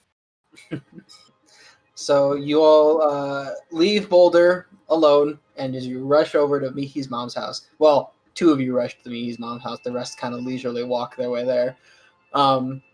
Mihi, you eventually get up to the door, out of breath as you were running. I knock on the door like 8 times, like So you finish knocking, and you hear footsteps coming up to the door. The door slowly opens, and inside is a human woman with hazel eyes, long auburn hair, a fair complexion with freckles. This is the woman that you left your mom with to take care of. Oh, is she here? Of course, she doesn't really go anywhere else. Okay, thank you for taking care of her. Really, I can't think. Okay, she like gets past her.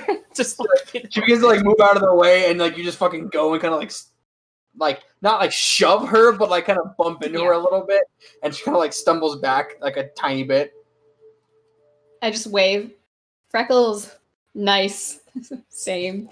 I'm gonna. Okay. Oh. She sees like the other group of people like leisurely walking their way. What's the house like? It's usually pretty nice. Everything's put together pretty away nicely. There's a few magical trinkets, basically what you were able to grab from home. Some crystal, there's the crystal ball that your mom always looked through. There's some candles, a set of throwing bones, and even like a tarot deck and rocks and like crystals and the like, that kind of jazz. Mm-hmm. You see your mom's familiar suddenly fly around the corner at your face and just grab like a hold of the face. Me! It's been too long! She like pulls him off of her face and sets him on top of her head between her horns. Just like what is her mom's familiar? She was little. It's a little imp. Oh, it's an imp. Okay. Yeah. It's good to Oh see my god. Valmont. You've grown a little. Oh, I have? You got little chips in your horn too. Oh, yeah, I got that from a giant that swung his big club at me. Ooh, that sounds fun. It's so good to see you. Where's Mother? Oh, she's around the corner. She's reading a book. That's I run not around the surprising. corner. What'd you say, Ethan? I said that's not surprising. You round the corner and sitting on the couch, sitting on a chair, with, a blanket over her to help keep her warm.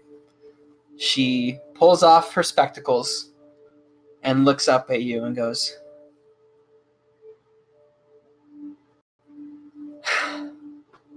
watch, she begins to slowly stand up.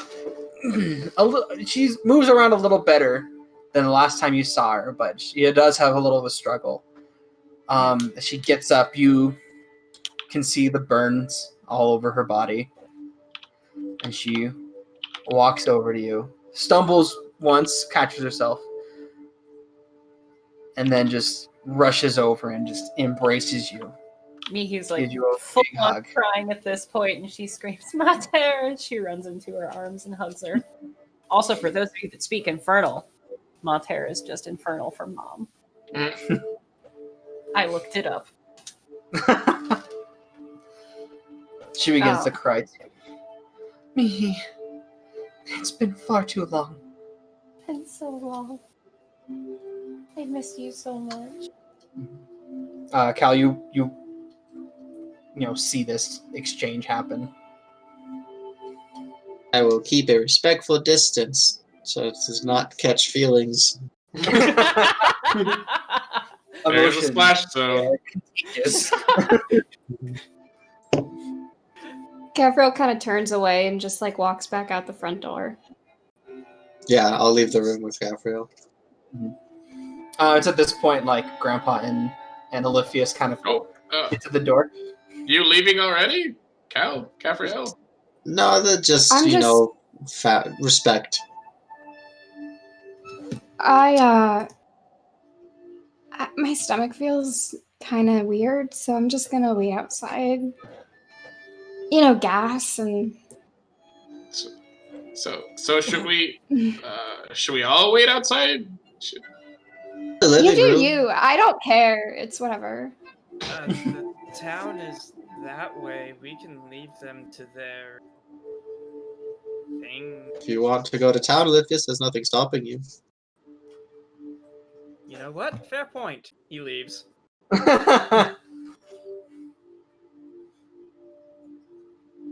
Well, now I don't know what to do. A lot of people are leaving in the house. Some people are going into the house.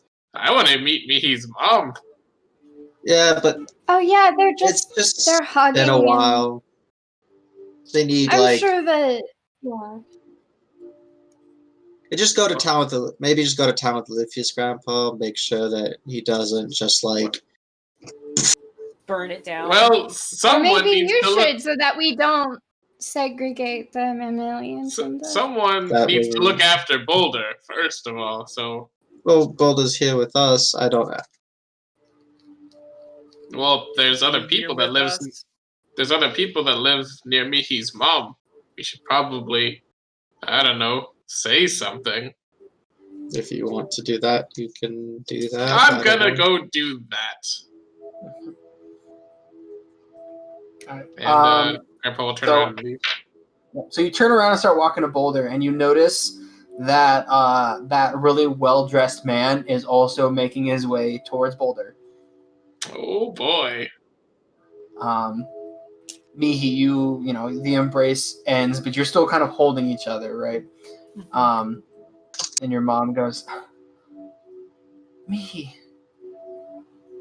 I'm so glad to see you. I'm so happy to see you. You look like you're doing better. Yes, I'm doing a lot better. Thanks to a wonderful caretaker you left me with. And, him. Just you finally start feeling like Balthazar kind of going through your hair. Kind of like a monkey, kind of. Just kind of fiddling through your hair. Yeah. Also, this is the first time that she's seen her without her scar on her eye. Mm-hmm. Right. Oh, yeah, right. And her hair pulled back for the first time since the accident, too. She puts her hand on your cheek and kind of strokes it with her thumb where the burn used to be. And she goes, I see that you've been healed. That's good. Healed in some ways and injured in others. Yeah, I've noticed. And she kind of puts her hand on your horn and kind of feels the chip. She'll kind of take the collar of her shirt and pull it to the side a little bit to see all the spidery poison marks that she has. Here, let me pull up her scar chart because there's too many for me to remember at this point. Yeah, she has a lot. She'll show all the visible ones at least. Mm-hmm. It's been quite the journey. Yeah, so she sees the everything. She starts seeing where you're showing her. She's like, I thought your friends said they were going to take care of you. They have. I mean, We do some dangerous things. Yeah, so she's got tiny little bites from mana scarabs all up that side of her neck. She probably couldn't show the clockwork assassin scar. Actually, no, she just pulled down her shirt a little bit, and the clockwork assassin scar is right there. And then she's got like poison, like black veins kind of bubbling up on that side too. Speaking of your friends, why don't Yes, where my are friends. Oh, yes, they're right outside. I cannot wait for you to meet them. And she'll take her by the hand and like lead her outside. And these are my. Oh, hi. Hello. This is Mom. This is Capriel. Capriel. She dispels the disguise self. Sorry. It's a long story, and she goes to shake her hand. It's okay. I've read lots of books. I understand. And she goes to shake your hand. So this is the one who stole your first kiss now, is it? You told her. Nikki blushes. Is like she's my mom, and we talked about. So this is Cal. I haven't stolen anything, ma'am. Calzrell, pleasure to meet you. It's a pleasure to meet you too. And she shakes your hand. Cal will give her a little hug. So this is the magnificent shield that my daughter has been talking about. She said magnificent, not me. And where'd Oliphius and Grandpa go? We wanted to just give you some space, so Oliphius went into town, and Grandpa's just giving a heads up that Bolden's here. Oh. Well, I'm sure you'll meet them eventually. And this is please, my mom. Come in. We've heard so much about you. So much about you. So much about you. And how much your amazing adventures have taken my daughter and shown her all the things she's wanted to see. Well, we're sorry that we stole her away from you, I guess. No, she needed to go off on her own. It's understandable. But please, come in. And she, using Mihi to kind of help, walk into the house. From 7 strength. I mean, it is rough, but she's doing the best she can with her little tiny tiefling 7 strength arms. Oh, I can help with my 20 strength. Sure. Yeah, I'll help on the other side. There's going to be a competition. I go on the other side. There's going to be a strength competition between Capriel and Cal with helping. No, and they're just going to beat 7 strength. No, I got her. I know. If he has 7 strength, I don't want to make her be the only one. Yeah, I'll just support her on the other side and help her back in, so that he's not being the load-bearing tiefling. All right. So I think that's a great place for us to take break. We'll be back in about 10-ish minutes, 10 to 15. I don't know. I can't remember how much that timer is on our thing. So however that is, that's what it'll be. So about 10 minutes, yeah. About 10 minutes. So yeah, we'll be right back. Don't go away. We love you all. All right.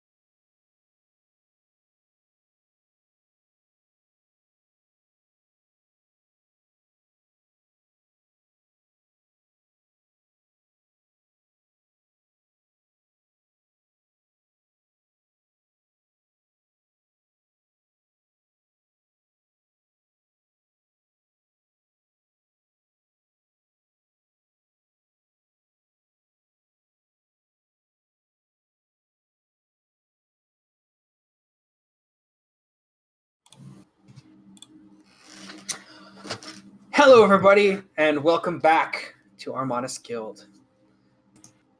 So, wow. We missed you guys. we did, dearly. I started crying, honestly. So, Grandpa. So you get the folder, and this man approaches you. He goes, "Good evening, sir." Oh, well, good evening yourself. He extends his hand out for a handshake. I shake his hand. Strong handshake. Oh, well, thank you. Lifetime working a forge, you know. And I pat my smith's, little belt that I've got. Mm-hmm. A man of tools. I like it. The name's Maximilian. Maximilian Livingston. Pleasure to meet you. Oh, well, pleasure to meet you as well. I'm Albadea Trosrexingtram. I was forge master and merchant of the Chortling Tortle, and a group part of a Dragon's Melody, if you've heard of us. Well, I have heard the name said a little bit here and there. Not too much information, though. Oh, well, we've done a few things, but not too well known around either. I'm honestly surprised that most people have even heard us. Well, apparently you guys have done some good things. I don't know what, but some good things. And you keep up with things, more people will hear about it. That seems to be the course that we're taking. Well, I couldn't help but notice you heading towards my friend here. His name is Boulder. Well, he's a magnificent specimen, he is. Oh, well, he is quite the hill giant. Oh, he is the first that I have seen. So, second, but the other one, unfortunately, was deceased. I mean, so, how good at working and lifting? I mean, I believe he could lift quite a lot. He picked up our carriage, and he points out the Chortling Tortle, and has been taking us from place to place since we befriended him. It's what he's been doing as a gift for us. Nice and strong. That's good. From my project we're working on. Project? Yes. You see, over there, and he points over to the house. To his house or to Mihi's mom's house? No, to the house that he was... that he was unloading supplies on? Into? Yeah. I've recently acquired this house, and, I'm hoping to buy more property around here, and make myself a little bunker. A bunker, you say? Yes. What does that entail? Have some safety from this war, if it gets as bad as I expect it to get. You think it's going to reach this far and be that much that you would need a bunker? You say, like something underground, like a cave? Yes. We're planning out to build out some sort of a mini town underneath this one. Get a bunker and go down where people of a respectable nature can stay and be safe. So this would be large enough that a town could shelter. A small amount of people, not necessarily a town, just about as big as one, but not too many people. Well, I mean, why'd you pick here? There's other houses around here. And he points towards Mihi's mom's house. Well, we want to make sure that we're as far away, but yet close enough to a town where we can get supplies if we need to, if, building up. Gotta make sure that we have a stock, I mean, of course. I just, would this creation impede the other people living here?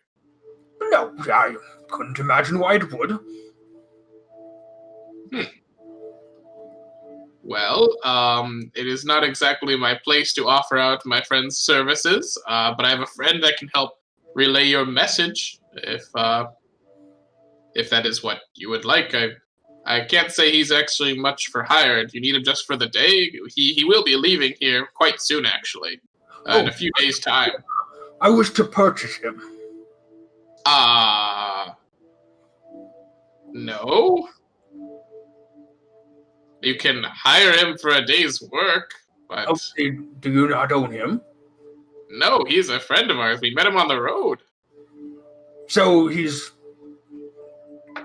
free for the taking, essentially. Also, no, and Grandpa will step in between him and Boulder.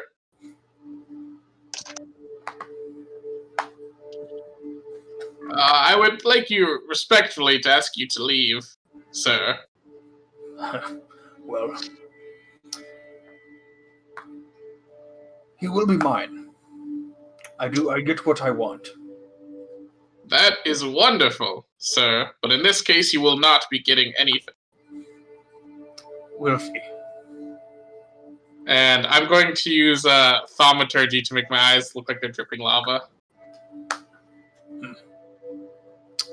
You know, I have a cousin who can do stuff like that too. He used to pull pranks on my grandfather when we were just boys. And I'm sure his pranks were quite wonderful. Oh, they were. You have yourself a good one. You as well, sir. It's a pleasure meeting you, Albert Beatrice. And I say nothing in return. He turns around and makes his way. And I'm gonna go over to Boulder and just pat him on the ankle. He reaches down and lightly pats you and knocks you over. Yep.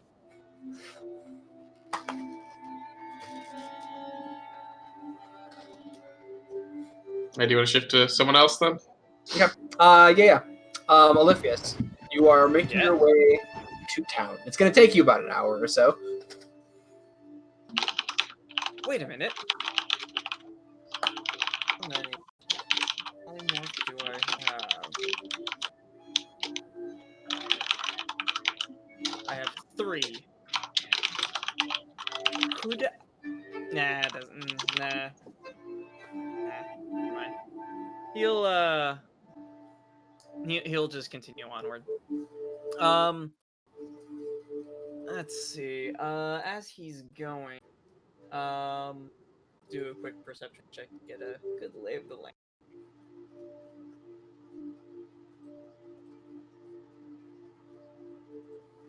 And that's a resounding 9. I'm so glad that my only good rolls tonight have been lying.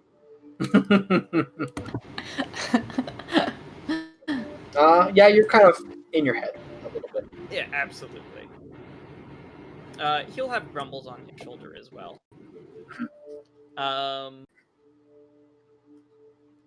So you said it'd take me an hour? About an hour to get to the the town proper. When I do get there, unless something interrupts,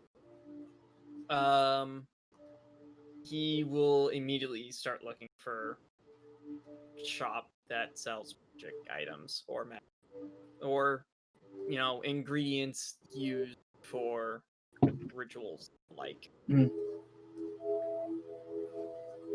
So after searching for a little while, eventually you come across what looks like to be a little small shop. It appears, it appears kind of slightly a little spooky-ish. There's burning candles on the inside, and it looks like the candle's been burning for a while, so the wax is kind of built up. And it is named. Hold on, I wrote it down. Give me a sec.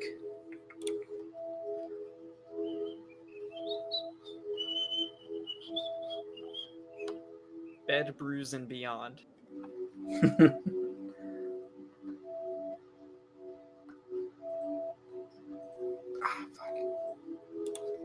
It is called.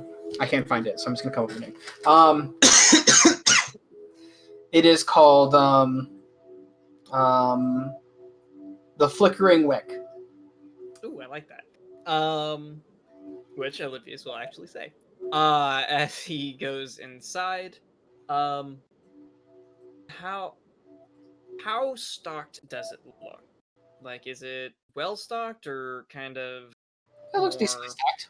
Like, it's not like an overabundance of like super magical items, but it's not Elvis's level of garish.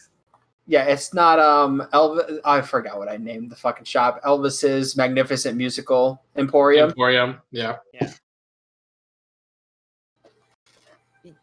Olivius will give it just a sigh of relief. Oh, good. It's not prevalent everywhere. Mm-hmm. You walk in, and it's a little dark on the inside. Candles burning for light source. Mm-hmm. There appear to be shelves here and there that appear to have stuff like different like incenses and chalks and different magical baubles. There appears to be an older woman with curly, like mostly gray with like little streaks of black hair. She appears to have like a super wrinkled face, like her chin kind of sticks out a little bit. And she notices you come in. She goes, "Ah, dearie, what can I do for you?" She puts her broom against the one of the shelving units. Oh, yes. I am in search of some magic inks and chalks for a magic circle. I believe that is rather high value. Oh yeah, I can take care of that. Yes, of course. And She beckons you to follow, and she goes over to a section, and there appears to be inks and chalks, and they appear to be very nice. The ink is it's not too, what's the one I'm looking for? It's not too runny, but it's also not too clumpy. It's just like a perfect consistency for the inks. It comes in what looks like to be a nice iridescent glowing like glass, like when the light hits it, the flickering candlelight hits it, it kind of glows a little like a greenish rainbow, like how like some bug wings, when the light hits it, it's got like that greenish sheen to it. That's kind of what it's like. It appears that the writing utensil is part of the glass as well, so so you basically take the stopper is also the writing utensil, so you don't have to install one nice perfect thing. The chalk is very it is a very nice chalk. And I need essence and charcoal, or incense and charcoal as well. Of course. For what kind of magic are you looking to use these charcoal and incense for? Just some teleportation, as well as I want to make sure that should anything happen to my familiar, that I am able to bring him back. Of course. That'll be over right there, right, yes. She kind of walks over a couple and starts pulling them up off the shelves and everything. Would that be all, dearie, or is there anything else that catches your eye? Do you by chance have any staves or wands, or maybe other foci that are that could possibly increase the potency of my spell? I don't have anything of that sort right now, but I know someone who might have something. I can ask a question. How long will you be staying in town? More than likely a couple days or so. I'll tell you what. You come back in 2 days, and I will have a nice assortment of these such things. Yes, I think we can probably do that. The other thing that I'm looking for is you ever heard of a plant called Traveler's Path? I saw it mentioned in a book. I don't know what exactly it is. Yes, I've heard of Traveler's Path. It's a very rare plant. It's a flower that grows on cliff tops in the highest mountains. It has a white flower that has red speckles all across it. It is a very deadly poison, though. So, what book did you read this in? A very old book from one of my teachers. Found it in our library back where I'm from. And I saw it mentioned again in another tome, and I can't say there was any good description of it. Just that it kept coming up. Yes, but yes, it's a very rare plant. Not a lot of people have seen it. Some people who have gone looking for it have died looking for it. Like I said, it grows on the side of cliff tops and highest mountains, and there's a very treacherous path to find this. Then I imagine why I only got the name, not the description. Thank you very much. I'm sorry. I don't think I caught your name. Oh.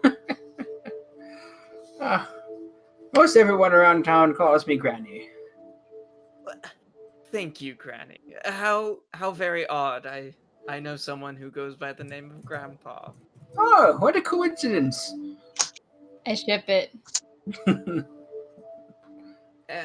I will say that of all the arcane stores I've gone to, Granny, I must say yours is just the most homely.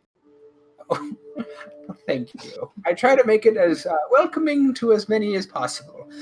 Though it doesn't seem a lot of people around here interested in the arcane arts, but it's always a pleasure to run into someone who is. That's such a disappointment. Yes. Are they afraid of it or something? No. It's, most people around here are either too busy with what they do, with farming or crafting and all that like. But I do get people every once in a while, mostly travelers, but I try to keep myself stocked up and whatever anyone would need. I'm so happy that she's like, oh yes, they're terrified of magic around these parts. And we're like, God damn it, not again. Not again. Not like this. I will be sure to attempt to come back in a couple of days if I can just purchase the inks and chalk now, or inks, chalk, and incense. Yes. Altogether, this will be, let's say, 65 gold pieces. He's gonna be looking for at least 4 casts of everything. You want more? Okay. 4 casts of everything? Yeah. Okay, fuck. Hold on. Adam's got to do math. Okay. So 4 times 65 would be 260 gold. I believe.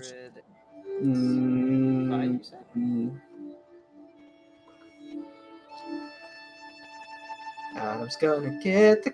nope, I said I wanted a calculator, not a calendar. Thank you.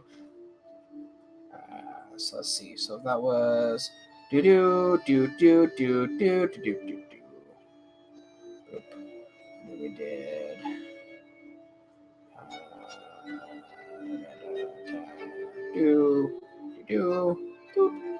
okay. What about that? It'll be about 288 gold pieces. Yes, I think I can do that. Wonderful. She accepts the gold and she kind of makes sure it's a nice collection, like even kind of wraps it up in a nice paper like package. Oh, thank you, Granny. Right. I'm sorry, I didn't quite catch your name. A young handsome man such as yourself.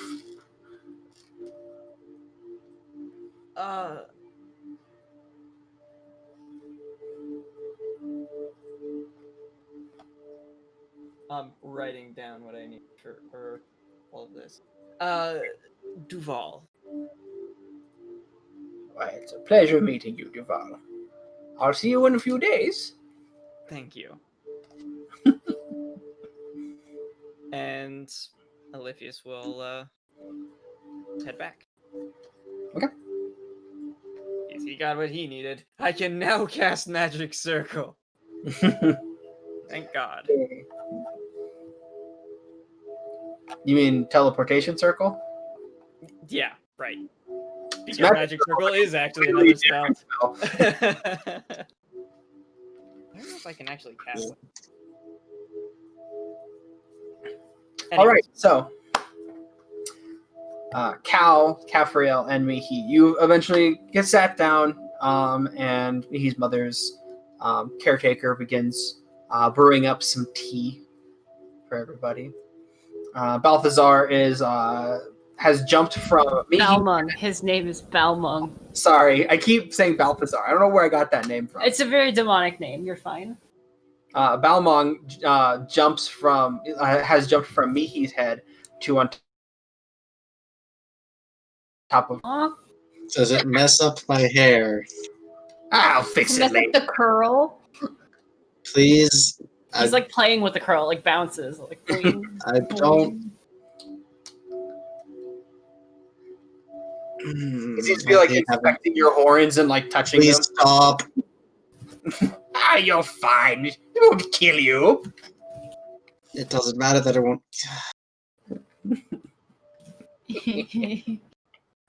Oh, he's gonna be fun. I'm gonna like him. You would. I like this familiar. You would, wouldn't you? Like, so she looks at like first at Balmung, it's like, you would, wouldn't you? And then after Cafriel says that, you would, wouldn't you? Now, so how have you been, Mother? Oh, I've been doing well. Recovering and reading like always. You know me. Same for me. So what kind of things have you guys been taking care of that has caused damage to my wonderful daughter? Mother, don't say it like young that. white dragon. Pretty sure we fought a couple different kinds of demons. What was the thing that gave you poison? It was a big old spider bug. Person spider bug thing. Yeah. Then what are the other ones you have, Mihi? I forget. Clockwork Assassin.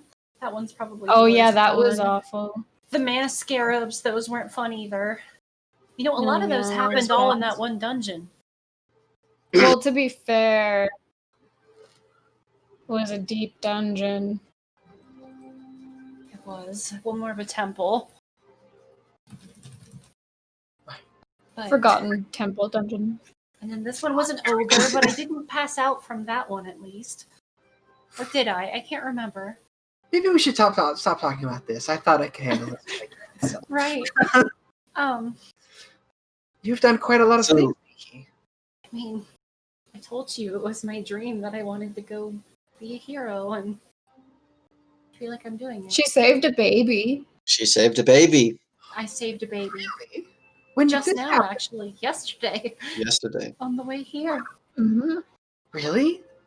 Yes. Yeah. There was a baby and a teddy bear that were both possessed by the same entity named Jujilks, a being from the abyss who had possessed both of their forms, and we were tricked into it, almost drank, those of us that were there almost drank poisoned soup, and we had discovered that, and then I used some of my magic to banish the demon away from the baby and saved it without harming a hair on its head. It's the first time I've really felt like a hero. Oh, Mihi, I'm so proud of you. And she puts like her hand like on your cheek and kind of pinches it a little bit, like, you know, like that. I'll have to show you some of the new spells that I can do. Grim and I have been working so hard, and I think you'd be really impressed with our progress. Oh, I would love to see that.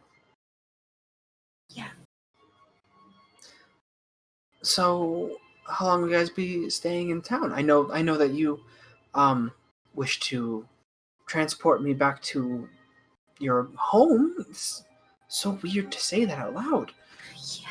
Yeah, we have a house, and yeah, Can Has a you pool. imagine us this young owning property? It's very surprising, honestly. I'm surprised that I you're know. surprised In this by it. economy, I mean, I just I'm thought a I was. noble. I have my trust fund, so I was just gonna ride that, but like never thought I'd actually earn my own way in the world. Very We did have to impressed. sell quite a few of the things that we managed to keep to afford this house when we got. Did we sell them or did we take them? No, She I said, mean, they were talking about themselves, Capriel. when I moved her in here, we had to sell Oh, okay. pretty much I thought you everything meant that when the mansion was repossessed. and all Oh the- no. Right. What are you, have you made plans for this place since you're coming with us then? What about how are we gonna... If you want to, I mean, you don't have to. I just think it'd be safer for you in Basemount where you're surrounded by friends and people who can keep an eye on you. And not that she's done a great job or anything, but I just think, I just. She puts her finger over your mouth. Um, It's fine. Chalet has made some other plans, and I have sold the house to some gentleman who wishes to buy a lot of property around here. He's said that I have as much time as I need to. But seeing as you're here, I would imagine before we leave, as long as we inform him that we're ready to go. I just saw the GIF. So that we're leaving and we have everything we need, that he can, take what he needs and have the property. I mean, I'm so impressed that you're willing to just run off with me. Thank you. I'll feel much better with you there, and I can come and see you a lot more often, and we won't have to be apart anywhere near as long. Well, from the sounds of what I've heard, we'll have more people to take care of me. As much as Chalet has been doing such a wonderful job, And Chalet, you're of course welcome to come with us if you would like. I'm okay, but thanks. I understand. And I mean, also, back in Basemount, we have. I'm looking for the We have a note. whole Where's team of. A whole team of housekeepers. Yeah, It's Melody. Yeah, we have Lord Netharius III, Mhm. and we've got Melody. So you have a I said Lord Melody. boy. we've got Melody, and then I can't find the note. I'm sorry, I don't know where it I went. feel like it was Nathaniel. Is it Nathaniel? Oh, here it is. Really Housekeepers. I don't know why this is labeled as Molthier when it's Basemount. Did I do that? Yeah, it's weird. Wow. I guess He's it not was actually a lord. He lived on the streets and he just called Oh, himself a Jimbo. lord. It's Jimbo. Yeah, we've got some fine homeless folk to look after her mom. Put Melody in charge of your care, just to be safe. She's absolutely lovely.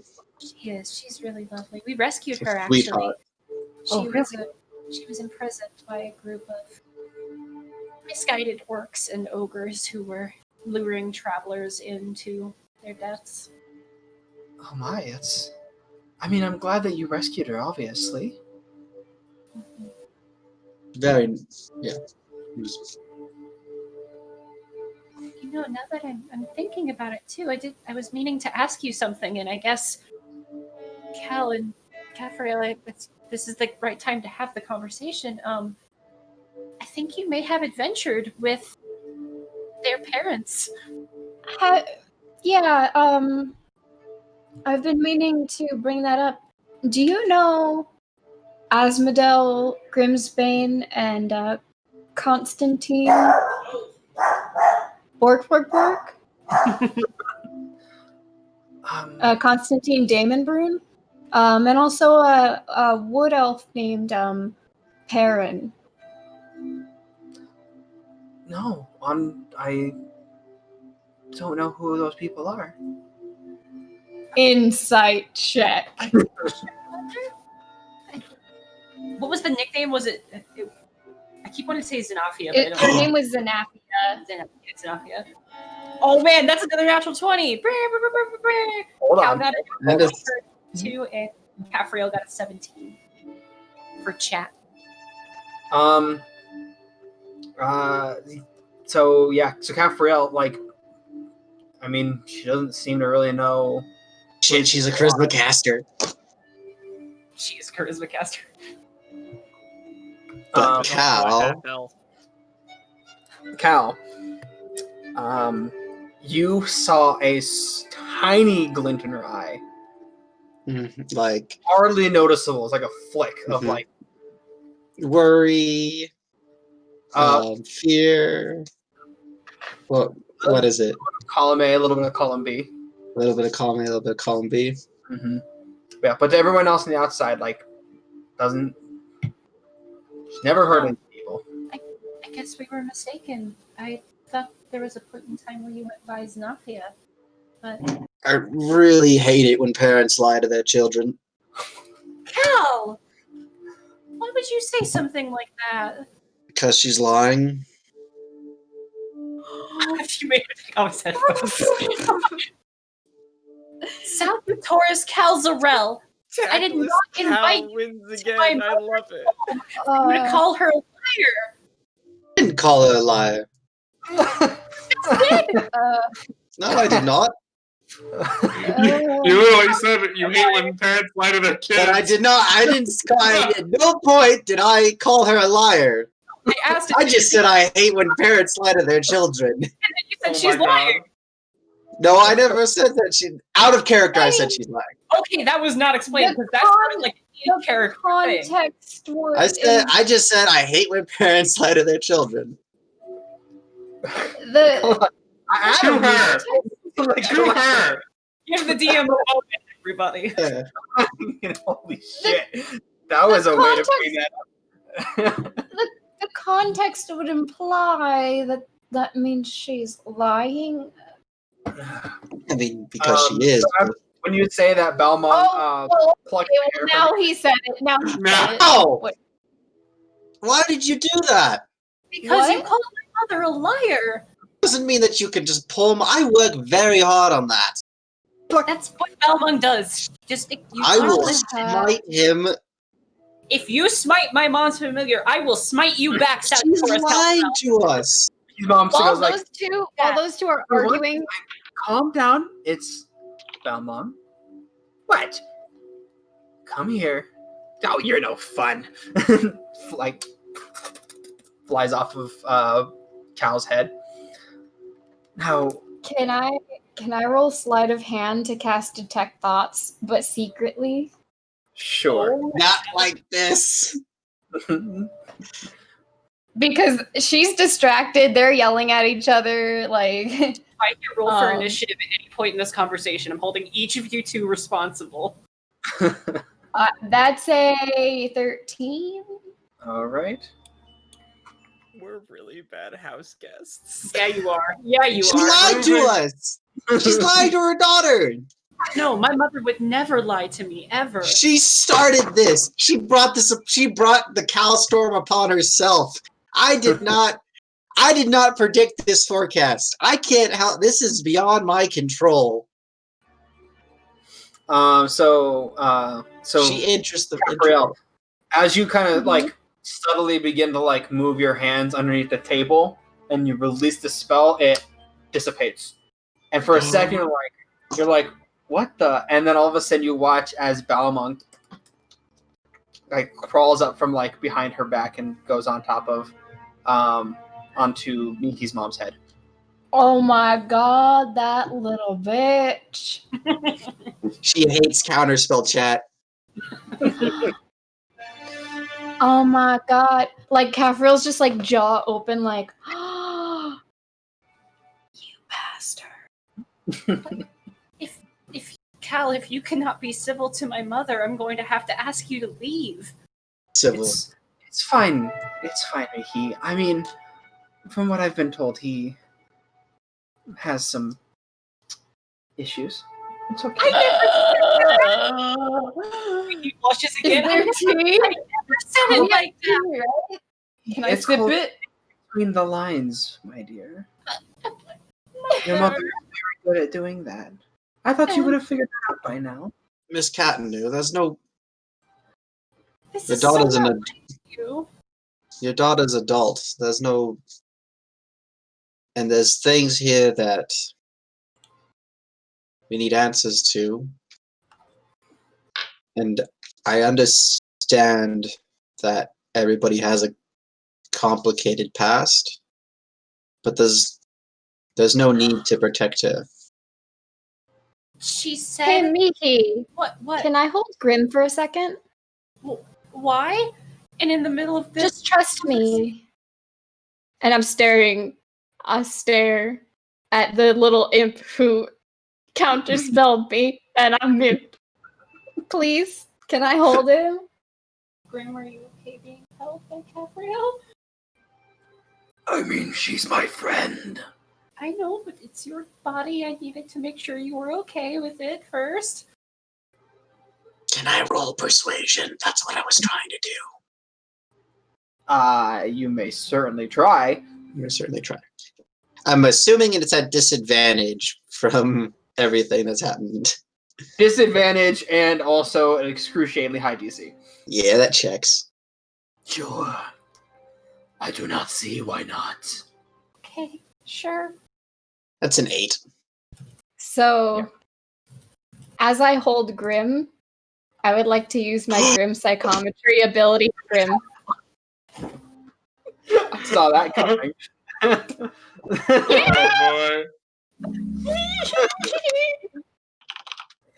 Well, Alright, so boy. Alright. Can you explain that real quick, just in case people don't know what that is? Yeah, so chat, let me explain Grim Psychometry. Grim Psychometry is a Blood Hunter ability, and it's something you get at 9th level, and I am level 9. I have a supernatural talent for discerning the history surrounding mysterious objects or places touched by evil. Grim is an outsider object, and we don't know if he's evil or good or not, but like... Also, for context, Grim is Mihi's patron. It's a sentient book, so stories, like fairy tales that she reads. Like from Grim Fairy Tales.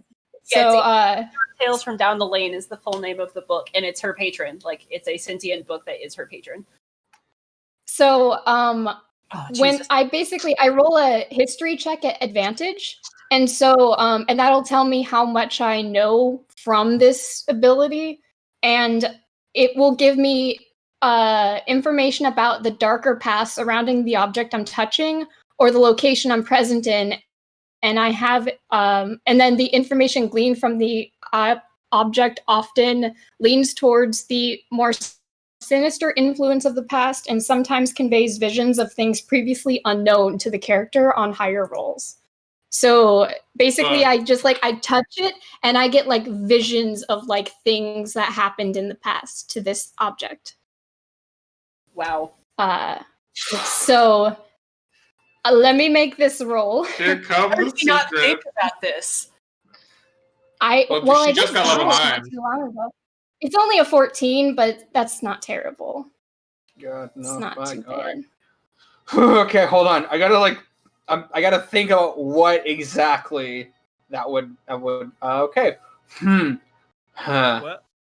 Hey, Adam, remember when you had all these secrets and lies that you had set up in your world? Yeah, I remember found out all of them. Oh, you haven't found out all of them, but you're finding out a good chunk of them. So, okay then, cool. So, okay. So, all right. So, your vision shoots. And what you see is... Here, hold on. I'm going to play different music. Ooh.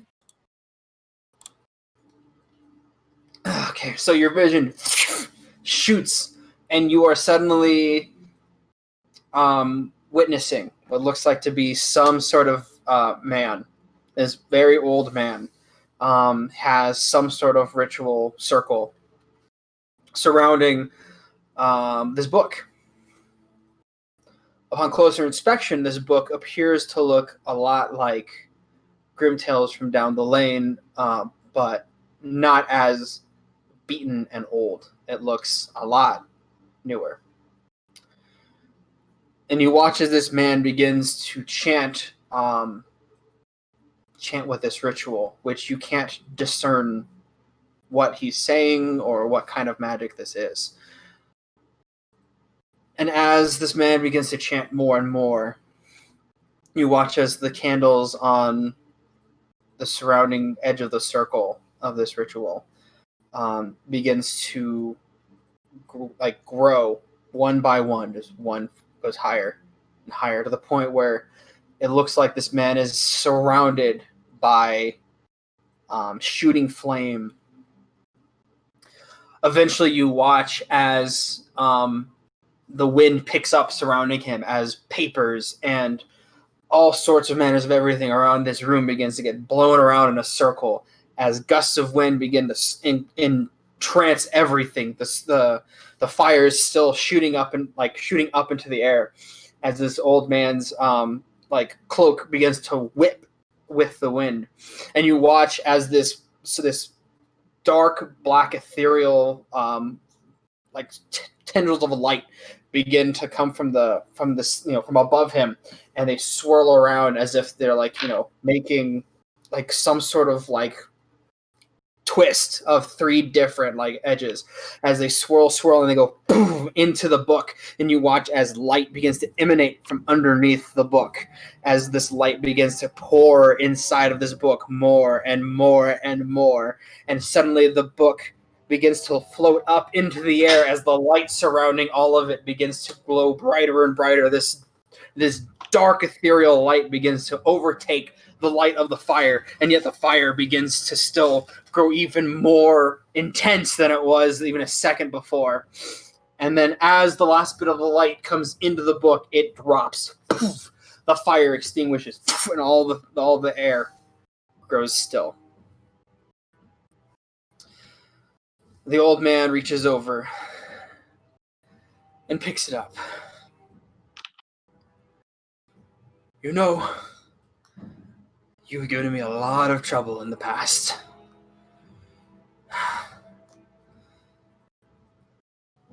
But it's done. He tosses the book down to the ground. You watch as time begins to move forward. Too fast and blurry for you to pick anything out, and suddenly you see the inner workings of the Accursed Archive, where you saw Keanu Valris. You watch as this man covered in black cloaks with a black mask completely covering his face. You can't see any kind of distinguishing features. As you watch as he lifts Grim from outside of a book casing. And it stops as ethereal chains that are surrounding Grim prevent it from being pulled out. You watch as he reaches behind his back and pulls out what looks to be some sort of dagger made out of glass with gems inside of the glass itself. As he places it on, and all of a sudden you hear this loud spark sparks off of this ethereal chain as the chain droops and then shatters off of the book. You watch as he brings it up to his face, and you hear him go, "I found you. It's been far too long."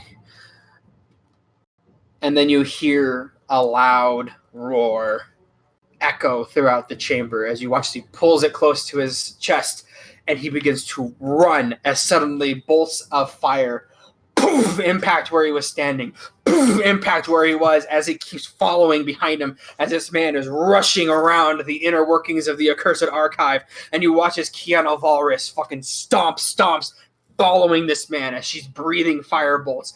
Poof, poof. You watch as suddenly arcs of lightning come from like the sky right around him as they come to strike as he deftly lifts his hand, and you watch as suddenly this magical shield over-envelops him and absorbs the electricity, and he shoots it right back at Kiana Valrus. Kiana Valrus takes it into the chest as she gets shot back a little bit and clutches her like claws into the book casing and stops herself. As the man continues to run, she begins to step, and then time begins to go forward once more.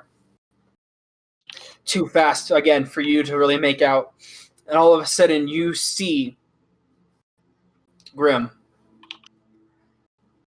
on inside of what looks to be some sort of crate, along with other magical baubles and items. You watch as suddenly the darkness inside this crate, a light peeks through, and you hear like a wood crack. And you hear as wood and creaking begins as light fills this room, and you watch as a hand reaches inside. And it looks a lot like Mihi's mother, but instead of human-like ears, they come to a point. And not scarred and stuff, obviously, right? And not scarred. You watch as she looks at it with a curious glance. You hear someone call out. It's hard to make out a little bit. It seems like the magic is weak at the moment.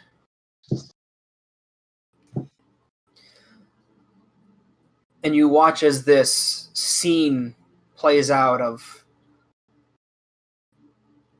your father inside of this chamber, conversing with this woman.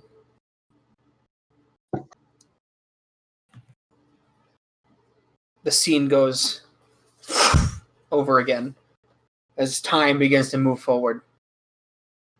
You watch as this woman, your father, your uncle, and the wood elf known as Paran, from what you've been told, they appear to be on a dock somewhere. Kind of just standing on a cobblestone path in the docks, conversing, when suddenly you watch as these shark-like men with large shark-like teeth and fins coming off the side of their face, as you watch as one hand grabs on top the other and pull themselves up, and you watch as like 20 or 30 of these things suddenly come from the water and begin to rush into the town. You watch as these individuals begin to fight off these shark-like beings, and you watch as what looks like to be the town guard begins to start fighting along with. A couple of them get taken out right away, but you do notice a woman seems to have a helmet on and some plate mail. She seems to be of dark skin and of olive eyes, as she rushes into the battle with this group of individuals as they begin to fight these beings. And you watch as one of the shark-like things hits Paran in dead on the side of the leg, and you watch as his bone snaps out as he falls to the ground screaming. You watch as both of these women look over to Paran and rush over to his side.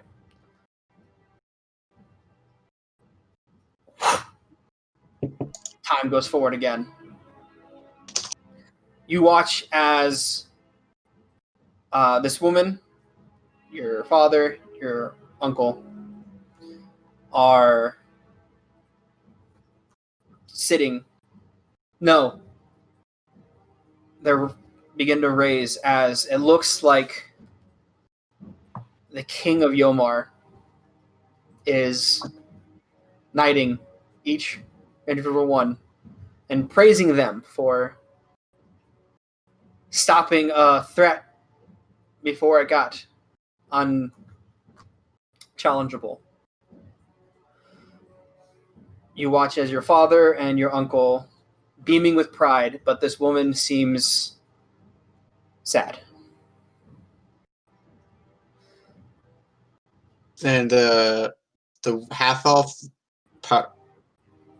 Well, it starts with a P. Parrot. Is he there? Perrin was not half elf; he was a full elf. Wood elf. Sorry. Yeah. Wood elf. But is he at the? I know Cal can't see this, but I know. Okay. He is not there. And this mystery woman is like the armored The figure. woman that looks like your mom. Yes. Oh, the woman that looks like my mom. Yeah. Who is this one? You're crossing streams right now. Maybe I am. I'm confused. Those are two different people, Tara. Yeah, I know that. That's why I was confused. Where is that other person? Is not in this scene. No. Okay. That other person does look somewhat familiar, but you can't place it at the moment.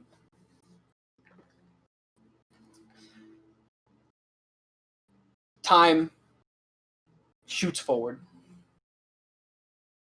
You see Mihi's mother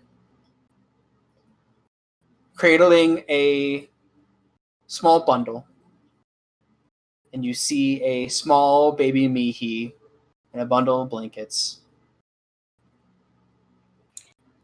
Does she have human ears at this point?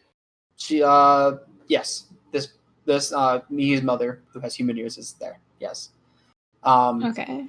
You watch as Balmung crawls along her shoulder and begins kind of like poking at the small baby Mihi. Not in like a but kind of like as a curious like thing would go to touch it. Mm-hmm. You watch as Mihi's mother begins to tear up as she looks over towards a crystal ball. Tear up in joy, by the way. I feel like that should be specified. Time shoots forward. And you watch as Mihi's mother places Grim on the floor. Mihi walks up and steps inside of what looks like to be some sort of circle. There appear to be candles surrounding. And you watch as these candles begin to light up individually, one by one, till eventually the whole circle of candles is lit.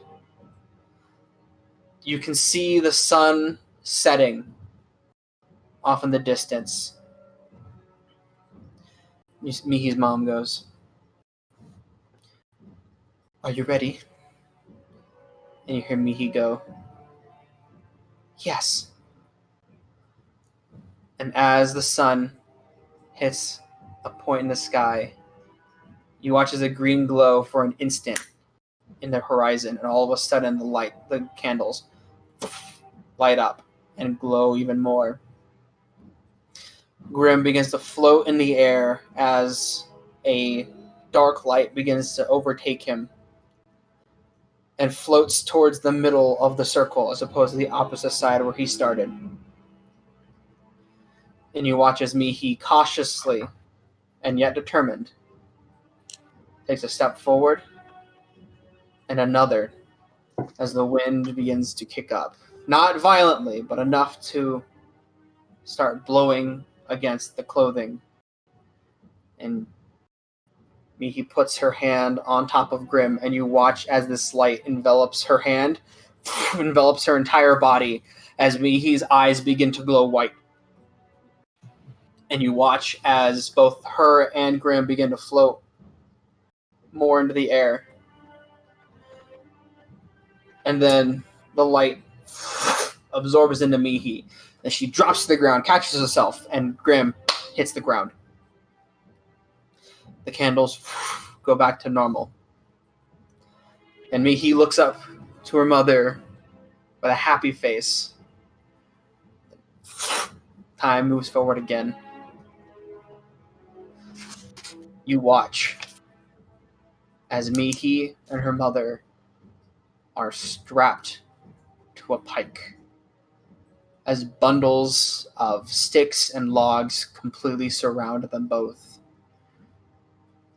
Mihi, looking around, panicking, as Mihi's mother is looking dead set at this halfling man who is holding what appears to be a torch, and she just stares him down. And you hear from this halfling man, "These individuals have been caught practicing magic. And what's worse, it's black magic. Magic that would kill all of us here. By my decree as mayor of Hillside, I put these two witches to death. Let them burn in the fires of hells like they worship themselves."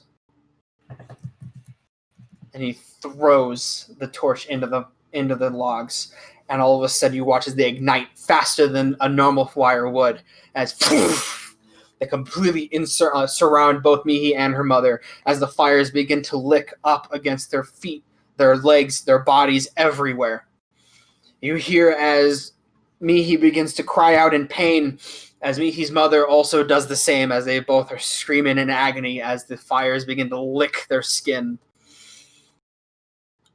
Then suddenly you watch as that same light begins to surround Mihi entirely. Her eyes begin to glow a bright white, and suddenly you watch as her bindings bust and break. You watch as some people begin to flee and scream in terror.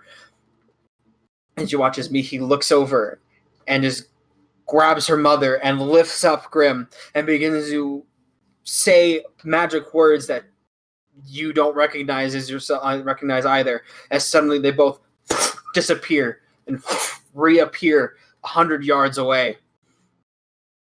Mihi's mother collapses onto the ground, and Mihi stumbles.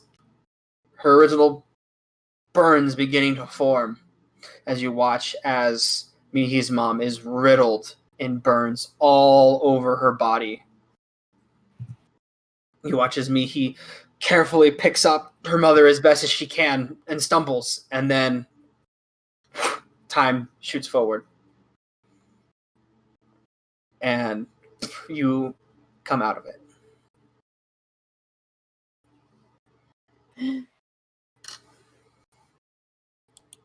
You can take this back now. I'm good. Okay, why did you want to hold him? To see how she got the book. Oh. You found it when you were a half-elf? Xanathia? You do know my father. But you know my didn't. uncle. She does. She's lying. I know it. The first time I saw her as a human with the book was with you as a baby. I don't know how, and I don't understand it, but... I need you to leave. What happened to Perrin? You need to go. Mother, you can't just kick her out. They both need to go. No. Everything's fine. Now. Look, we're all a little frustrated. Things Pinky, have gotten a little... Hazel, Chattanoo. They must go. Now.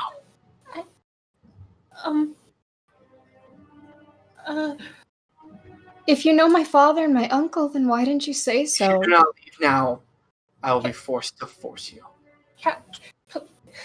This doesn't need to happen like this, Mother. Why? Why are you... Can't we all just take a break? I'll make some tea or some food and we can sit down and... Please don't do this. I don't want to get in between a mother and her child. Then go. I'm leaving. And she'll get up and, like... Gabriel, please don't go. I'll be nearby. It's okay.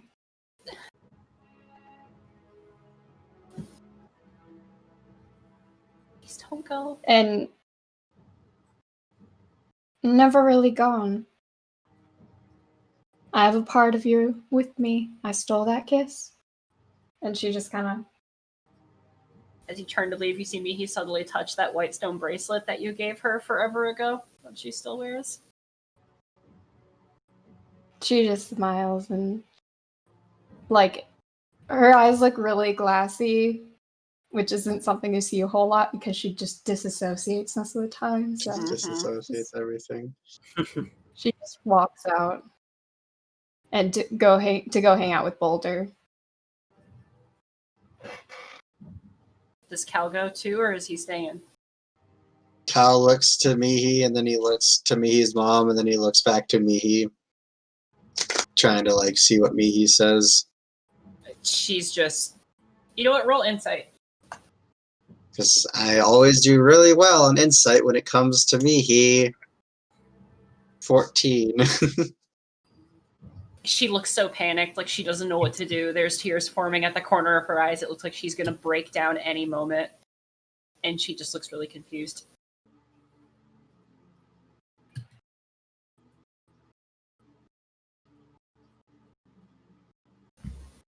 Mihi, can you step out for a second, please? No. Listen. You've done far too much today. And you've done nothing. Cal, please do not speak to my mother like that. Mother, please do not speak to my friend like that. You can sit here and hide in your house all you want. I'm done with you. Cal, Goodbye. stop. Cal. Cal stands up and walks out. I'll be outside with Caffriel. He collapses to her knees and starts sobbing.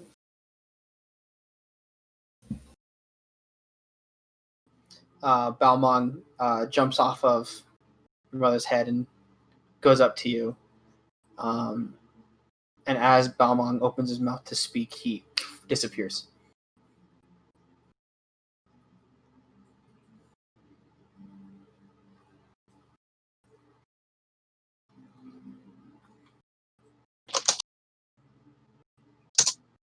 Can we jump to somebody else? I need some time to process this. That's fair. Aletheus shows up. Yeah, so fuck. Well, at least it couldn't get any worse. Hi, everyone. He's had a while. Stuff. Yeah, no, Olympius was gone for at least 2 hours. Because an hour there, a little bit, and then an hour back. Outside, kind of hanging out with Boulder. So, Grandpa, you watch as you started like sticking around Boulder to make sure like the fucker goes off, and you watch as Caffriel walks out of the house. Looks like she is not happy at the moment, and Cal walks out and slams the door. Caffriel, Cal. I have some important information and some worries, but it sounds like there are other things. You know what? I'd rather get my mind off of it. So, what? Please tell me. Okay, but we're gonna keep a pen in that one, as the saying I think goes. So okay, you know the man we saw who was loading supplies into this house over that away? We passed it on the way here. Looked like a rich asshole. I know the type, yes. Well, he is a rich asshole, as it turns out. He's building some kind of safety bunker for the rich underground here, or that's his plan. And he saw Boulder and asked if he could use the muscle that Boulder could provide to help him build this thing. So he wants to hire Boulder? That doesn't sound. What's the issue? See, that's what I thought. And instead, he asked not to buy Boulder or to hire him, but to buy him. Ah, that's the issue. And when I told him no, he told me that he always gets what he wants. So I told him to leave. But I'm sure this is not the last we will see of him. It's unfortunate. Yeah. Buy? Yeah.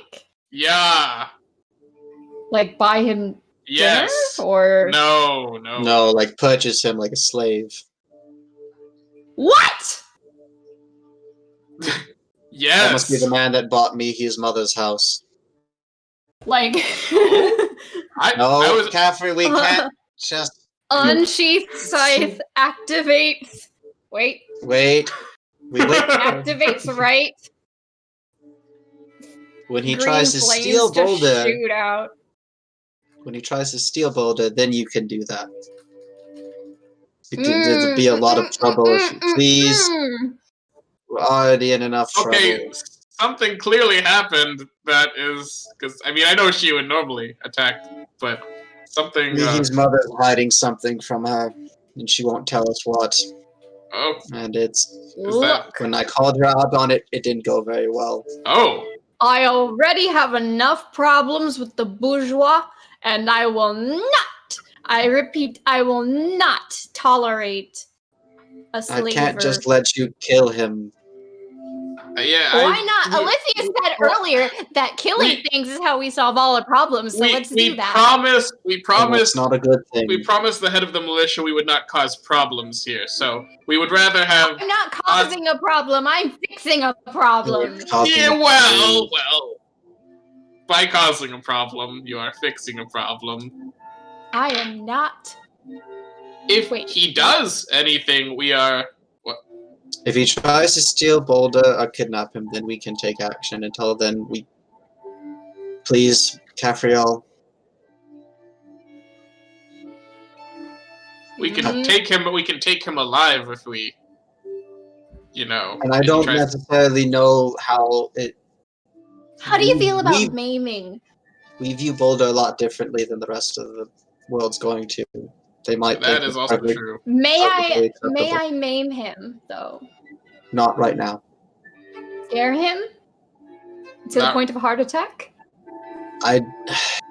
Just a mild one. He'll probably get better. I don't know. Fine. Deactivate. So, this might be a bad time, but is that like a no on using Mihi's mom's crystal ball? It's probably going to be a no. She hasn't met you yet, and as long as you don't use magic to view the history of Grimm to prove her a liar to her daughter, then you're probably fine. Whoa! What? Bullshit. Man,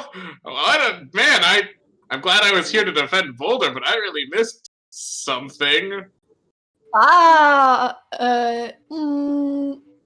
You have that charm.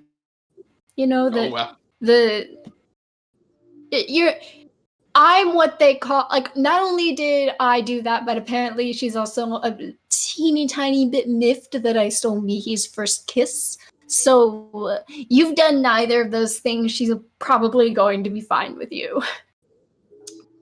I'm like the girl that your mother warns you about, I guess. So. Abrasive. I'm abrasive. Me or her? Both of you, I guess. Raphael's not abrasive. Well, I'm just gonna not poke at that bear while it's still unhappy.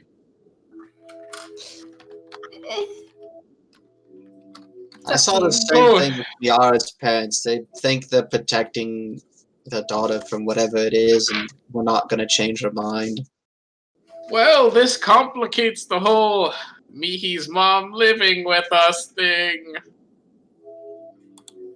Oh, Melody's an absolute doll, and we're not going to be there very often, so.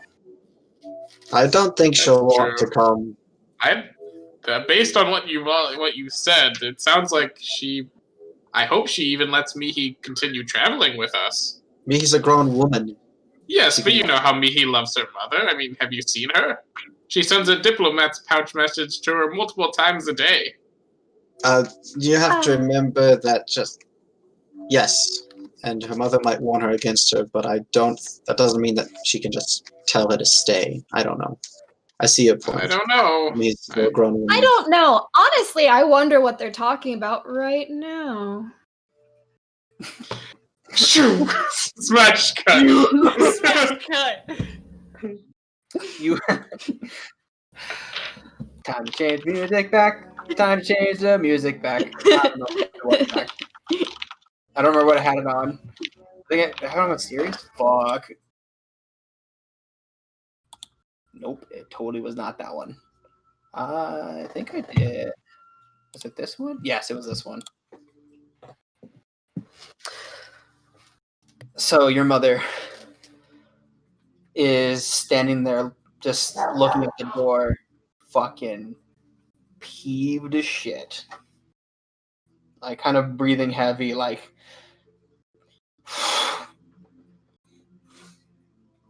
He's still just on the ground fucking sobbing.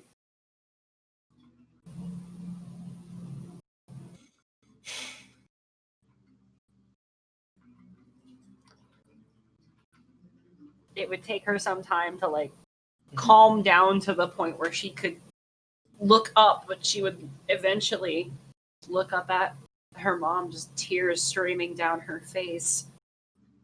What happened? What was that? They were doing things they had no right to do. Sorry, I missed that. What did you say? They're doing things that they have no right to do. What do you mean doing things they have no right to do? Cal can be a bit abrasive, sure. But you didn't have to kick them out like that. He shouldn't have called you a liar.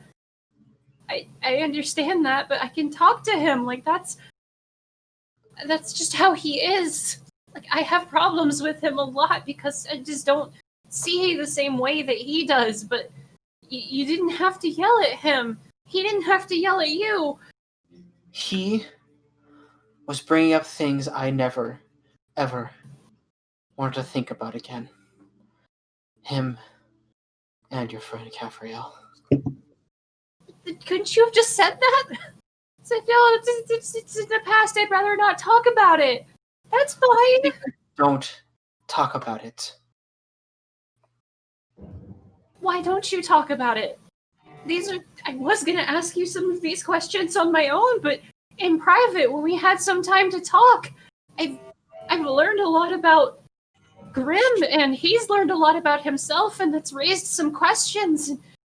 You're the only one that I know that I can talk to about this, and they're my friends. They're my family when I'm not with you.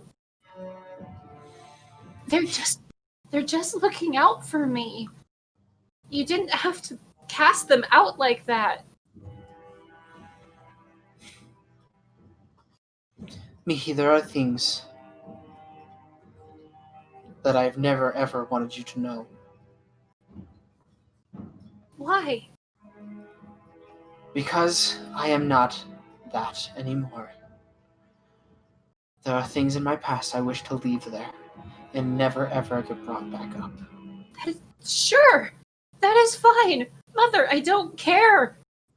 You are my mother. You will always be my mother. I will always be your little girl that spent time studying at the kitchen tables, that would pick wildflowers and come give them to you and play in the stream together and do spell practice at dusk. But there are some questions that I have. Like, who is my father? How was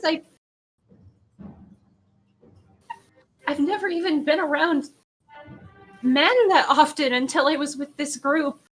And Grandpa, I didn't get to introduce you to him, but he's the turtle that I spoke of, and he's so sweet and kind and caring. And is that what it feels like to have a father? Do I even have a father? Where did Grim come from? He wants to know too. He doesn't know. Grim, you have your own feelings on this. Please, I can't do this alone.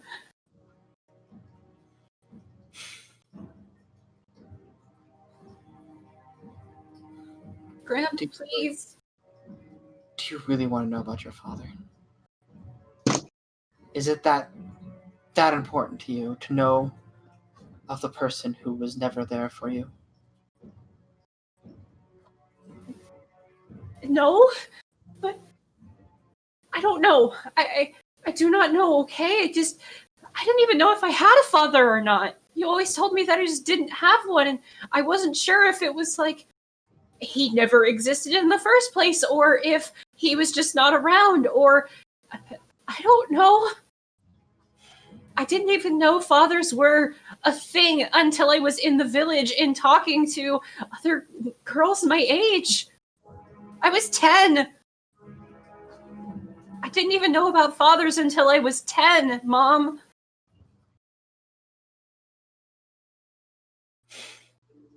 And now there's all these questions that are coming up and you're getting so defensive. She get up and like clasp her mom's hands in her own really lightly. I love you. I'm on your side. I just want you to let me in. She looks into your eyes and you watch as these tears begin to well up. Mihi's still crying herself. You watch as she looks over at the crystal ball. The same crystal ball that she never ever let you look through as a kid. We don't have to do it all at once. You do not have to speak of anything you do not wish. But Mother, this isn't you. You're sweet. You're kind. You're caring. You taught me to presume the best in anyone and everyone and everything. There's a hill giant that most people would have slain on sight. That is outside right now, and his name is Boulder, and he's my friend, and I'm teaching him common.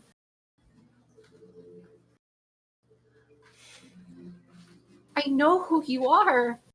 You are not the person that kicks out people who have come to her and ask questions. This isn't you. You watch as tears begin to stream down her cheeks, and she looks back to you.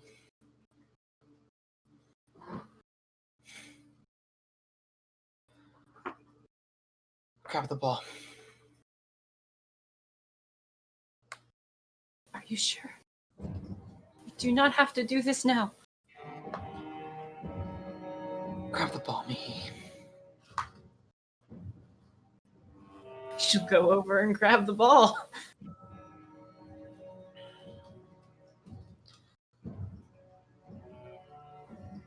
Bring it here.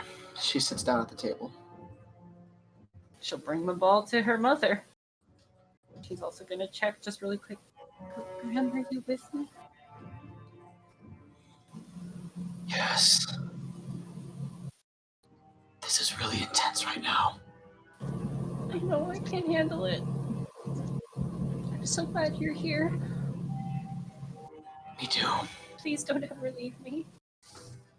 I won't. You watch as your mom touches the crystal ball.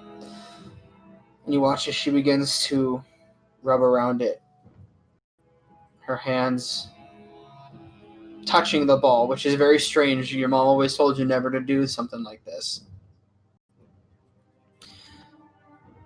As the ball spins in her hands, you watch as the crystal ball begins very slowly to glow from the inside. You watch as it goes from a dull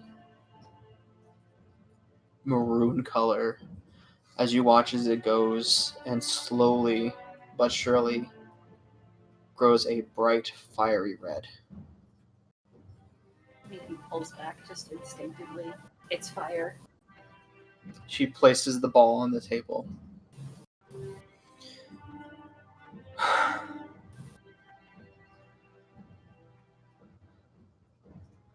Grasp it and look into it.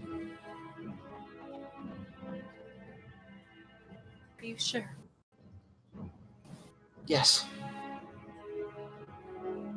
She puts her hands a couple inches next to it, pulls back.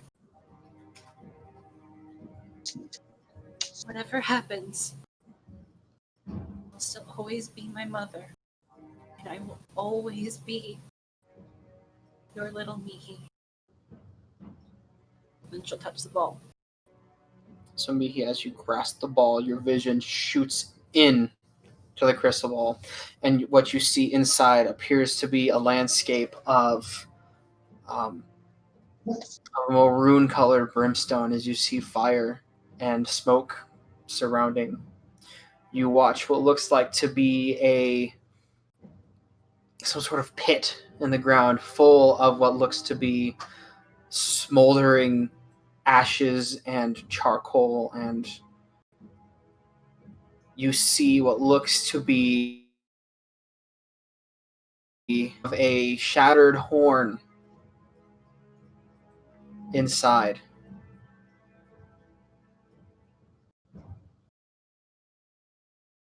Like the horn of an animal, or it's like an instrument? Like, it looks like a curved horn, not an instrument. And your vision comes back to you. Mihi, your father was my patron. And that is where we're going to end tonight's session. Holy shit!